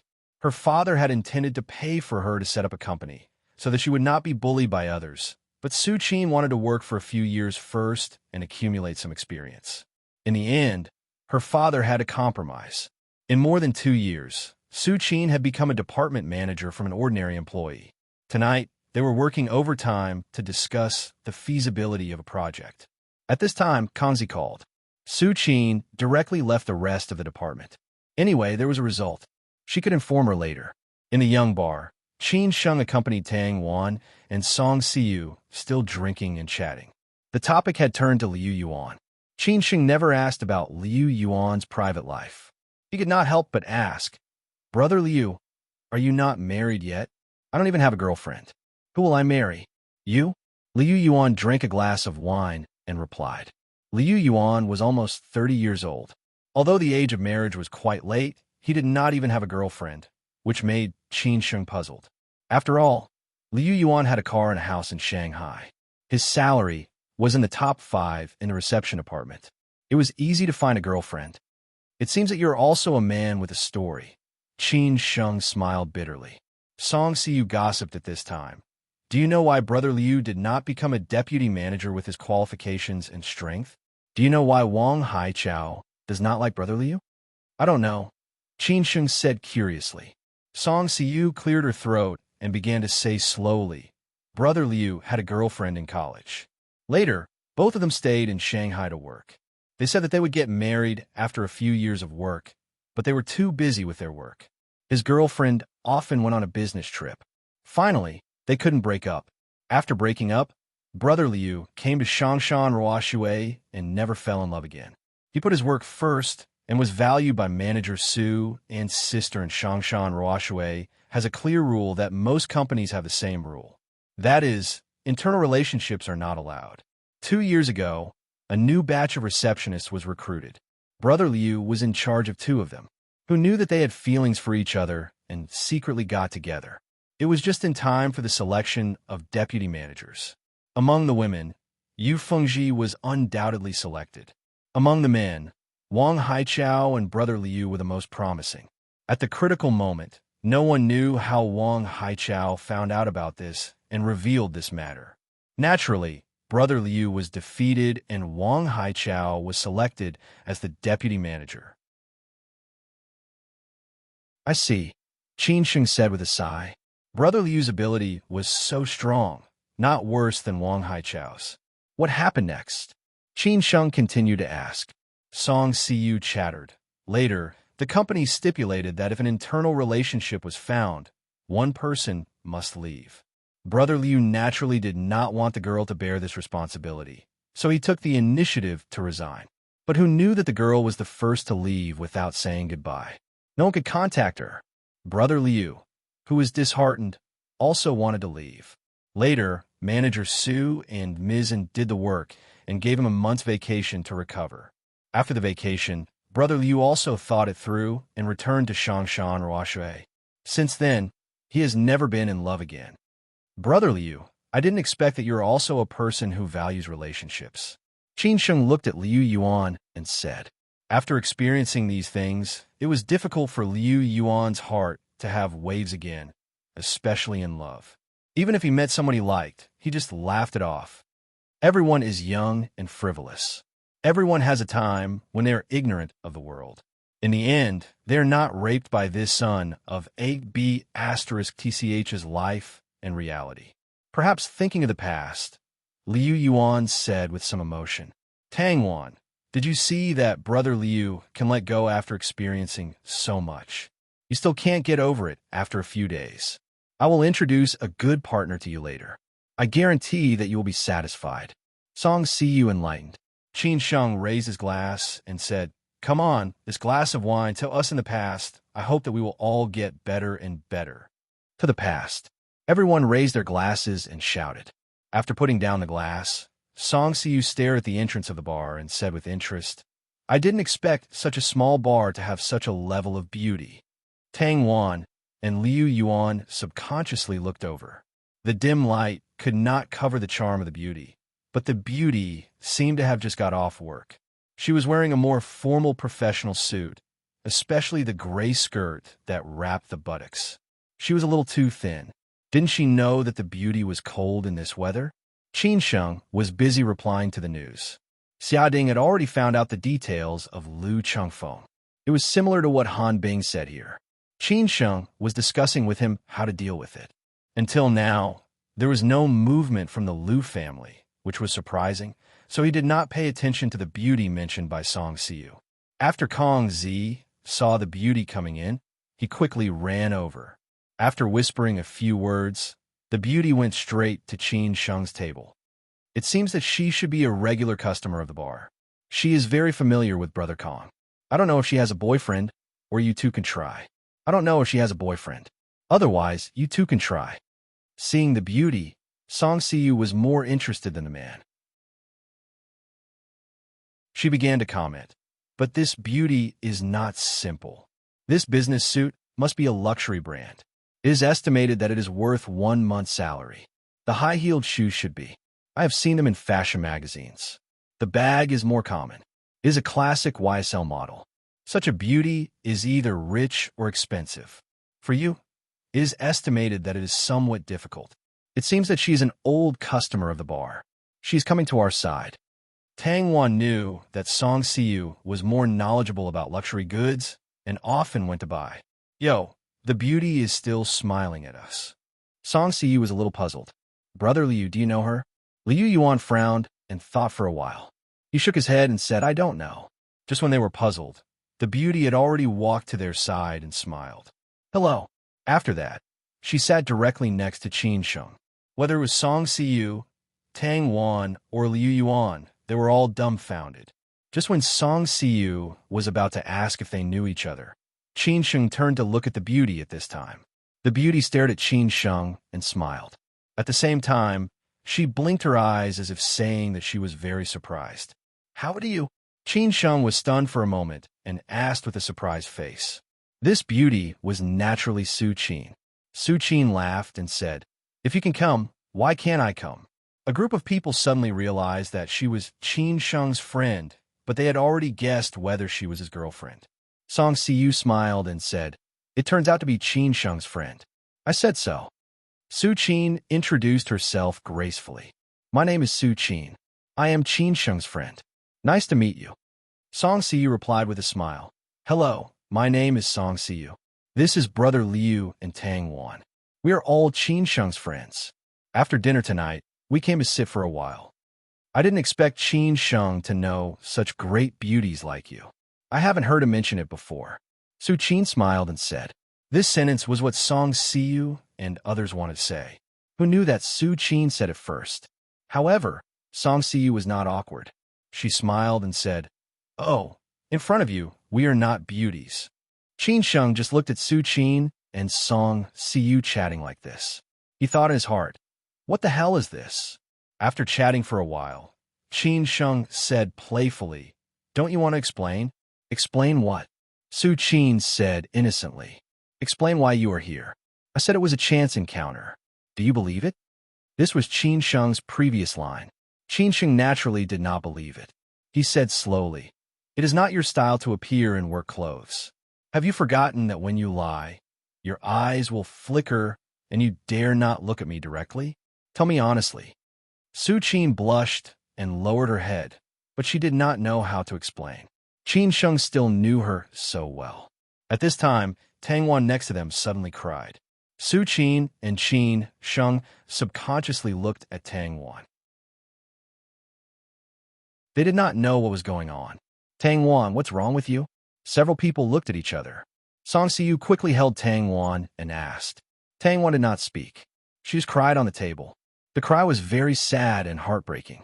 I guess she thought of the lovelorn again, Liu Yuan said helplessly. Su Qin whispered. It turned out to be a lovelorn. I was like this when I was lovelorn last time. I don't know what you men think. You can find such a beautiful girlfriend. You can wake up with a smile, even in your dreams. You still don't cherish it. Su Qin sighed and said. This sentence, obviously, had a hidden meaning. It seemed to be said to Qin Sheng. Qin Sheng stared at Su Qin and sneered. It seems that you said to me to break up. I said break up, and you agreed? Then you disappeared for more than 2 years. I didn't even have a chance to regret it. I really don't know. 6 years of feelings. Do you have me in your heart? Su Qin said angrily, but her voice was very low. Obviously, she did not want others to hear it.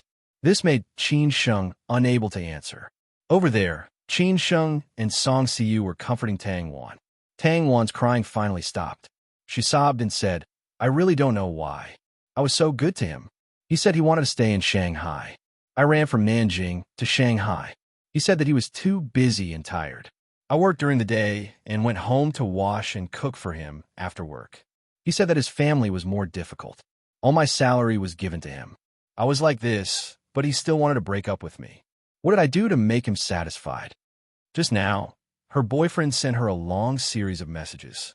The general meaning was that she was good and it was not easy for him. He hoped that she could understand and believe that she could find a better one. Tang Wan, this kind of scum is not worth it. This kind of scum, even if you're good to him, he will still leave you. Song Siyu gritted her teeth. He cheated. I forgave him, but he wanted to break up with me. He also told me that he found a woman who could make him struggle for 10 years less. What's wrong with this society? Why is it so tiring for people to live? Tang Wan continued to complain. Song Siyu and Liu Yuan could only listen to her complain while comforting her. Your colleague is a good girl. Unfortunately, she met a scum, Su Qin said faintly. This society was full of such melodramatic plots every day. Shanghai was so big, and if one wanted to stay here and make a name for himself, everyone would have different choices. However, some people chose to take the shortcut, and naturally, they would have to pay a price. This price included hurting the people who treated them the best. Perhaps in their eyes, these things did not matter to the things they wanted to pursue, because these things were too cheap. Qin Sheng said meaningfully, "You are also a good girl. Then why don't you cherish it?" Su Qin looked straight at Qin Sheng. Qin Sheng smiled bitterly and still did not know how to answer. "I want to hear you sing," Su Qin said a little willfully. She had not heard Qin Sheng sing for a long time. Just like before, she did not allow Qin Sheng to sing for other girls. This was her only privilege. Qin Sheng did not hesitate and nodded directly. Okay. This made Su Qin a little surprised. She did not expect that Qin Sheng was still so accommodating to her. As long as he could do it, Qin Sheng would never say no. At this time, there was no resident singer. Qin Sheng slowly walked to the stage and held the guitar. In the bar, several old customers who had heard Qin Sheng sing cheered again. Qin Sheng's table was quiet. Song Siyu was surprised and said, "Qin Sheng can play the guitar and sing?" Su Qin smiled faintly and did not speak. They all stared at Qin Sheng on the stage. Qin Sheng, who was holding a guitar, seemed to be exuding a special charm. This reminded Su Qin of the time when she was in high school. Under the sun, on the playground, she lay on the lawn, and Qin Sheng, who was holding a guitar, sang a love song to her. A faint melody sounded. This time, Qin Sheng did not announce the name of the song, but directly sang. "The girl in my memory, standing in the street after the rain, holding the flower oil paper umbrella, reflecting the handsome appearance in the water." Her heart was hesitant. Her voice was helpless and desolate. The person waiting for her was far away, but never walked in her heart. "I say, girl, wipe the tears on your face. That young man is not worth your heartbreak. Girl, look at the sunny after the rain around you, and the rainbow just hanging in the sky. And the rainbow just hanging in the sky."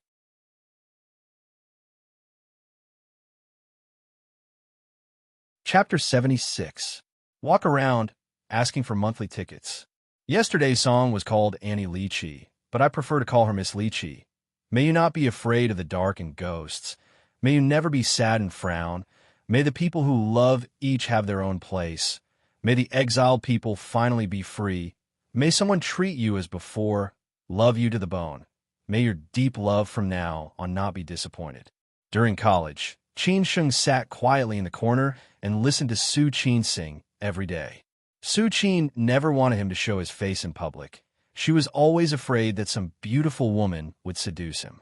Now, back in Shanghai, Qin Sheng sang for the third time when he came to the Young Bar.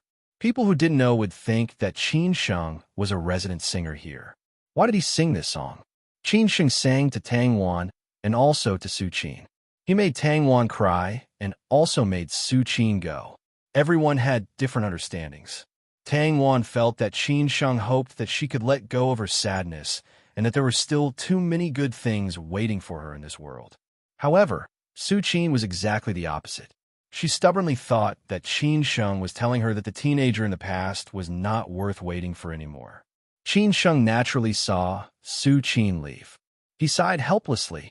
It was good to forget each other. Why did they meet again? From the details after they met, Qin Sheng could see that Su Qin did not forget him. In fact, he did not forget Su Qin either. He just let go of this relationship. After all, it had been 6 years. Putting down the guitar, Qin Sheng slowly returned to his seat in the cheers. Tang Wan cried and smiled. "Thank you, Qin Sheng." Qin Sheng gently wiped the silly girl's tears and smiled. "Does it still hurt?" Tang Wan shook her head hard. "It doesn't hurt anymore. People's hearts were made of flesh. Kind people were always disappointed, and emotional people were always hurt. It would be strange if it didn't hurt, but it didn't hurt slowly." "Why did Su Qin leave?" Liu Yuan asked, very puzzled. After all, Song Siyu was a woman. She could guess something. She winked at Liu Yuan. It seemed that Qin Sheng and this beauty must have a lot of stories. It's late. Let's go back. Qin Sheng felt a little lost and was not interested in staying any longer. He said casually. Liu Yuan called the waiter to pay the bill. As the boss, he naturally rushed to pay the bill and did not give others a chance. After leaving the young bar, Liu Yuan and Qin Sheng took a taxi and left. Song Siyu took Tang Wan back to her home so that everyone could rest assured that this girl would not do stupid things. Life went on day by day. Qin Sheng tried his best not to think about those trivial things and to enrich himself. The next day at work, Qin Sheng saw Wang Haichao, who had been suspended for a week because of what had happened last time. When Wang Haichao passed by Qin Sheng, he said in a weird tone, Qin Sheng, you're pretty good. I've seen something new. Let's wait and see. Thank you for your appreciation, Manager Wang, Qin Sheng said in a neither servile nor overbearing manner. In the afternoon, Ms. Chong Sam, Xue Qingyin, came over alone. Qin Sheng happened to be in the hall, so he directly brought Ms. Chong Sam to the private room that she frequented. Ms. Chong Sam sent the others away, leaving only Qin Sheng in charge of reception. Nowadays, more and more members specially appointed Qin Sheng to be in charge of reception. Qin Sheng had become a popular person in the reception department, and everyone was envious and jealous. Miss Xue, would you like some tea or wine? Qin Sheng asked politely. Xue Qingyin took off her coat and only wore a slim, thin sweater inside. It was going to be December, and the weather was getting colder and colder. However, it was quite warm in Shangshan Ruoshui. Otherwise, those artists would dare to wear stockings and short skirts. Qin Sheng, I've said that if there are no outsiders in the future, you can call me Sister Xue. Xue Qingyin stared at Qin Sheng and said. Qin Sheng smiled and said, Sister Xue, would you like some wine or tea? I'm not in a good mood today. Let's drink some wine. Glink Su, Xue Qingyin rubbed her temples and ordered with a headache. Qin Sheng immediately went out to arrange. Not long after, Qin Sheng came in with red wine, and Song Siyu brought a fruit platter. Qin Sheng began to sober up, and then poured a glass for Xue Qingyin. You drink with me, too. Xue Qingyin looked up and stared at Qin Sheng and said. Qin Sheng shook his head and said, Sister Xue, it's not good. You know the rules of Shangshan, Ruoshui. We're not allowed to drink during working hours. Xue Qingyin said disapprovingly. Rules? What rules? Rules are set by people, and they vary from person to person. Besides, the purpose of Shangshan Ruoshui is to meet all the requirements of the members. This is also a rule. What's more, I'm one of the 6 members. If I let you drink, who can do anything to you? Since Miss Chong Sam had said so, if Qin Sheng did not drink with her, he would be too sissy. So Qin Sheng showed his dominance and said, Drink. That's more like it. Xue Qingyin smiled and said. After Qin Sheng poured himself a glass of wine, the two of them touched each other. Xue Qingyin drank it in one gulp, and Qin Sheng followed suit. He felt that it was a waste to drink such a good wine. But to Ms. Chong Sam, this level of wine was nothing. Sister Xue, you're not in a good mood. I'm willing to be a listener. If you need help, you can ask me. Qin Sheng said thoughtfully. What can you help me with? Xue Qingyin laughed, but after saying this sentence, she felt that it was too much, and then said, I don't mean anything else. It's just that my matter is a bit complicated. I guess you can't help, just drink with me. Okay. Qin Sheng did not ask, and said with a smile. Xue Qingyin had nothing to do, so she chatted with Qin Sheng. Qin Sheng, do you have a girlfriend? I did when I was in college, but then we broke up. I haven't been in a relationship ever since. It shouldn't be. You are so outstanding. It should be easy for you to find a girlfriend. Qin Sheng raised his glass and said, Sister Xue, don't make fun of me. I'm just a waiter. If I dare to say that I am outstanding, those outstanding young talents in the Bund would all jump into the Huangpu River. What do you mean? Xue Qingyin laughed and then asked, By the way, Xiao Hao said that you are very good at martial arts. Did you learn from a master or self-taught? I learned a little from a few old grandpas when I was young, and then I figured it out myself, Qin Sheng said casually. Xue Qingyin frowned and said, Then do you know any master, the kind that is very powerful. What do you mean, Sister Shui? Qin Sheng did not understand. Shui Qingyan sighed and said, recently, the company has been in some trouble. There is a problem with a project in Nanjing. We got the news that the person in charge is going to run away. I have been in charge of this project. The person in charge has a gangster background, so the board of directors asked me to handle it. I am afraid that there will be an accident, so I asked you casually. So that was what happened. Shui Qingyan's background was not simple. This kind of thing should be handled, or she was not willing to use her connections, or the other side was not simple. Sister Shui, if you trust me, I can accompany you to Nanjing, Qin Sheng said slowly. Shui Qingyan did not expect Qin Sheng to be so surprised. She looked up and said, You? Sister Shui, you don't trust me? Qin Sheng laughed. Shui Qingyan shook her head and said, No, it is just a little troublesome. Are you willing to get involved in this? As long as something really happens, Sister Shui can handle the aftermath and don't let me be the scapegoat. Then I can guarantee that unless I die, I will definitely protect Sister Shui, Qin Sheng said firmly. He only had Chang Baji and Hao Lei by his side. Chang Baji had just taken over the security department, so he definitely did not have time. Hao Lei still had to protect Han Bing. Only he could go with Ms. Chong Sam as long as he asked for leave. Qin Sheng said so sincerely that Shui Qingyan fell in a deep thought and began to consider whether to trust Qin Sheng or not. Finally, she said, Okay, then you accompany me to Nanjing. You don't have to worry about other things. As long as there is an accident, you can protect me. When?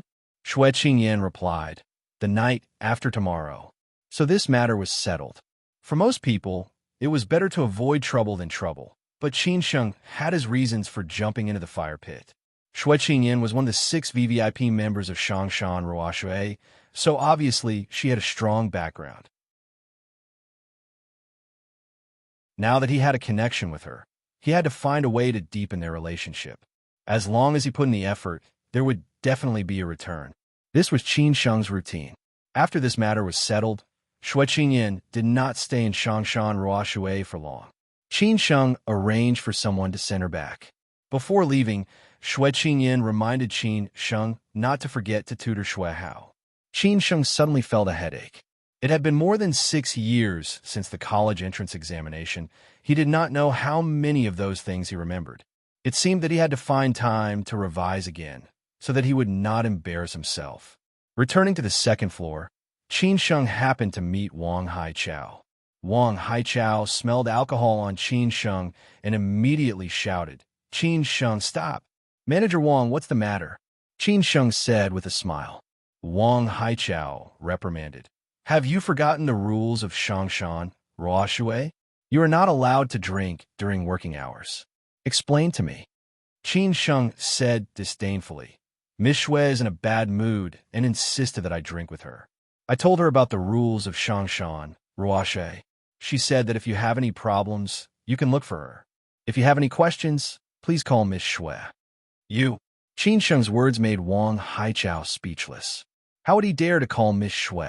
Qin Sheng smiled faintly and said, If there's nothing else, I'll leave first. Su Lanqing was not here today, so Qin Sheng planned to ask for leave tomorrow. After work, Qin Sheng just returned to Shilin Huayuan. A few men got out of a van at the entrance of Shilin Huayuan and shouted at Qin Sheng, Are you Qin Sheng? I am. What's the matter? Qin Sheng smiled. Come with us, a few strong men said fiercely. Qin Sheng said directly, Okay. After that, he was ready to get into the car.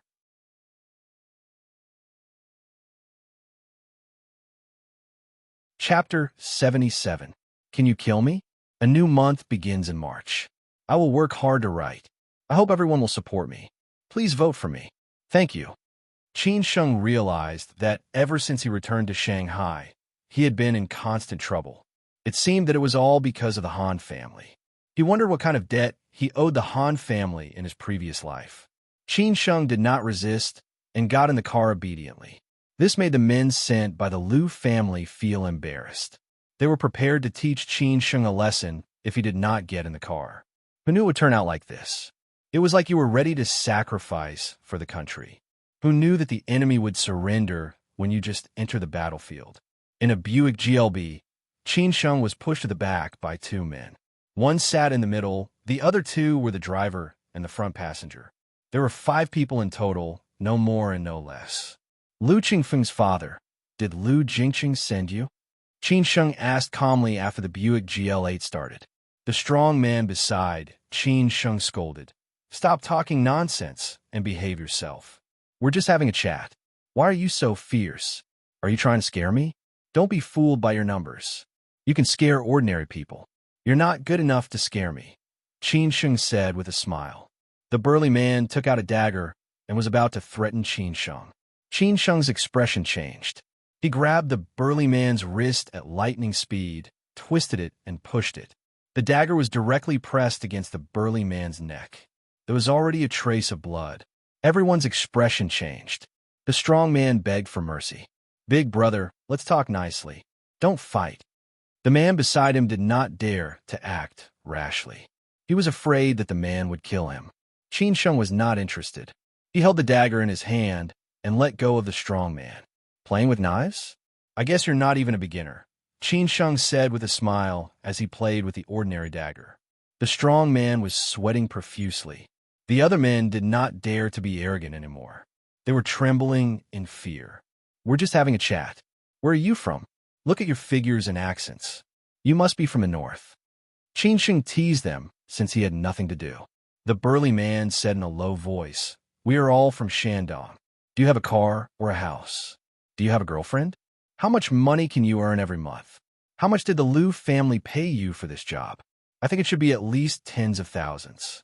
The Liu family is not short of money. Qin Sheng was like Tang Sung, asking a series of questions. Tang Sung looked at Qin Sheng and said, I heard your accent just now. You seem to be from Shandong. The land of Shandong and Shandong is full of outstanding people. How are you doing in Shanghai? Which big brother are you following? The few men were very embarrassed. They really did not know how to reply to Qin Sheng. They thought to themselves, Brother, you are our prisoner now. You should at least give us some face. Otherwise, how are we going to survive in the future? Shanghai is big, and there are many rich and powerful people, but they are all afraid of death. We are not. At worst, we can just run away, the strong man snorted. Qin Sheng said disdainfully, If you are not afraid of death, why did you tremble when I put the knife on your neck just now? His words made the strong man very embarrassed. He scratched his head and smiled bitterly. It depends on who it is. Brother, what did you do? How did you provoke Boss Liu? I look stupid, but I am not stupid.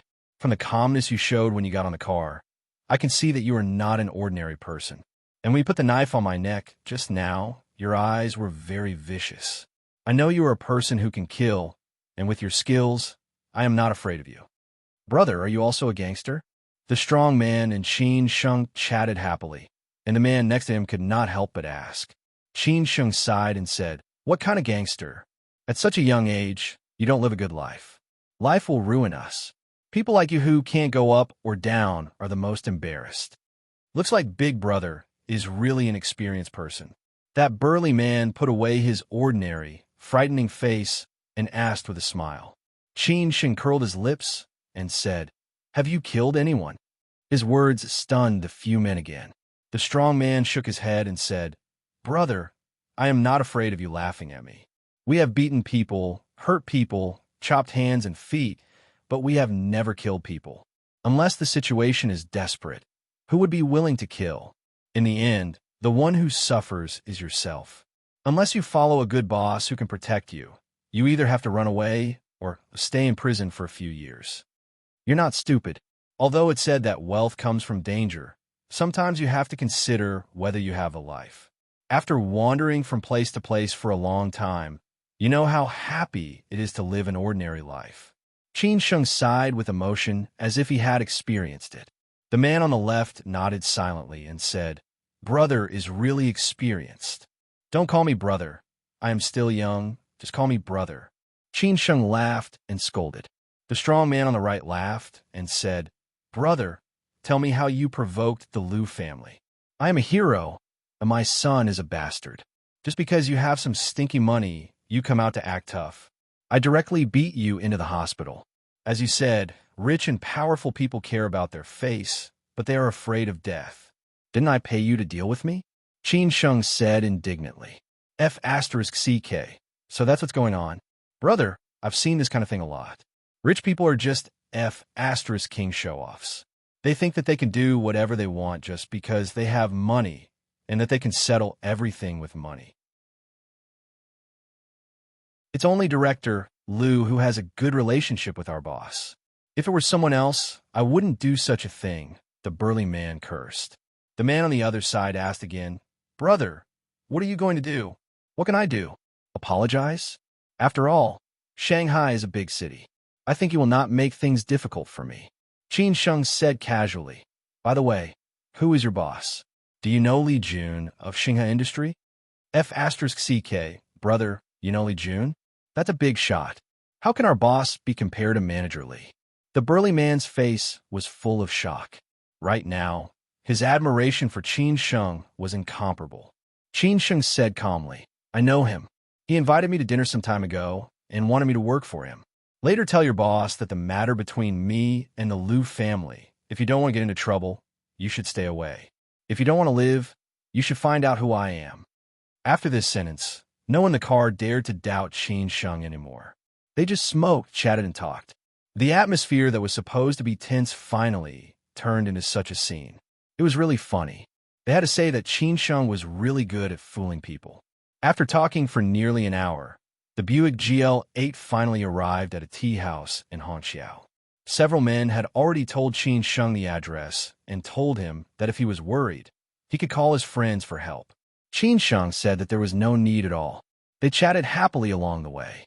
In the end, the three men in front also joined in. The whole car was full of people who called Qin Sheng brothers. The only thing left was to exchange phone numbers and become sworn brothers. Qin Sheng followed them upstairs. Liu Qingfeng's father, Liu Jingsheng, was sitting in the largest private room. He crossed his legs and waited for Qin Sheng's arrival.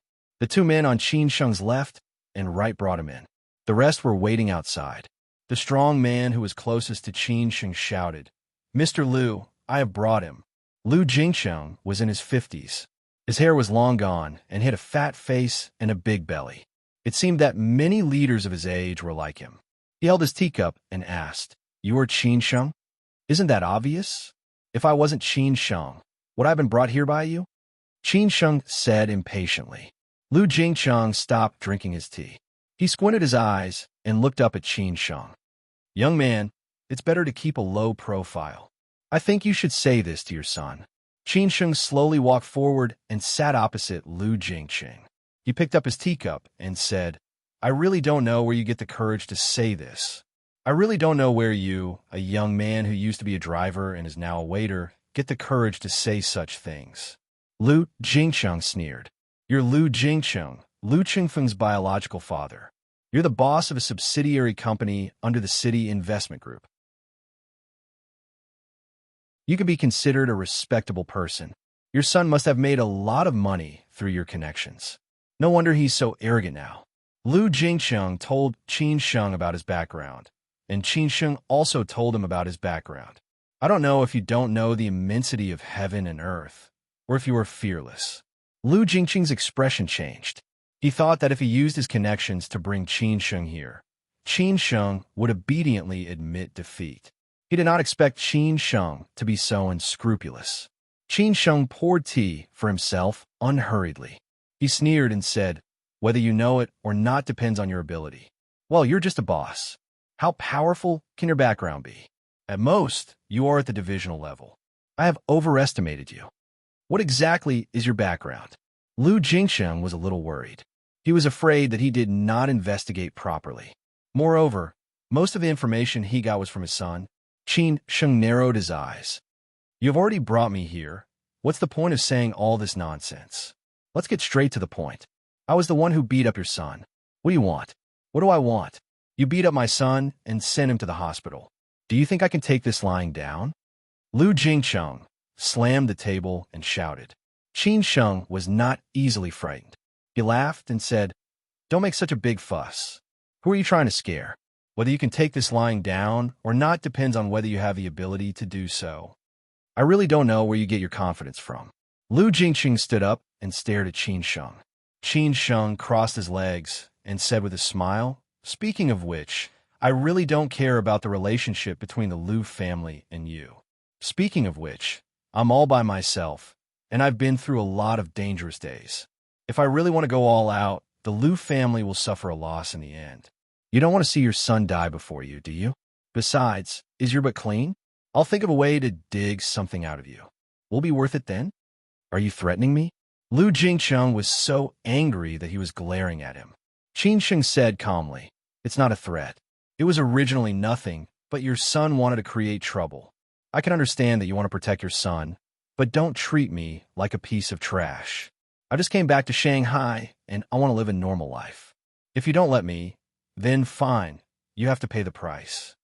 You say that you are not afraid of anything. Who do you think you are?" Lu Jingcheng said disdainfully. He would not be fooled by Qin Sheng.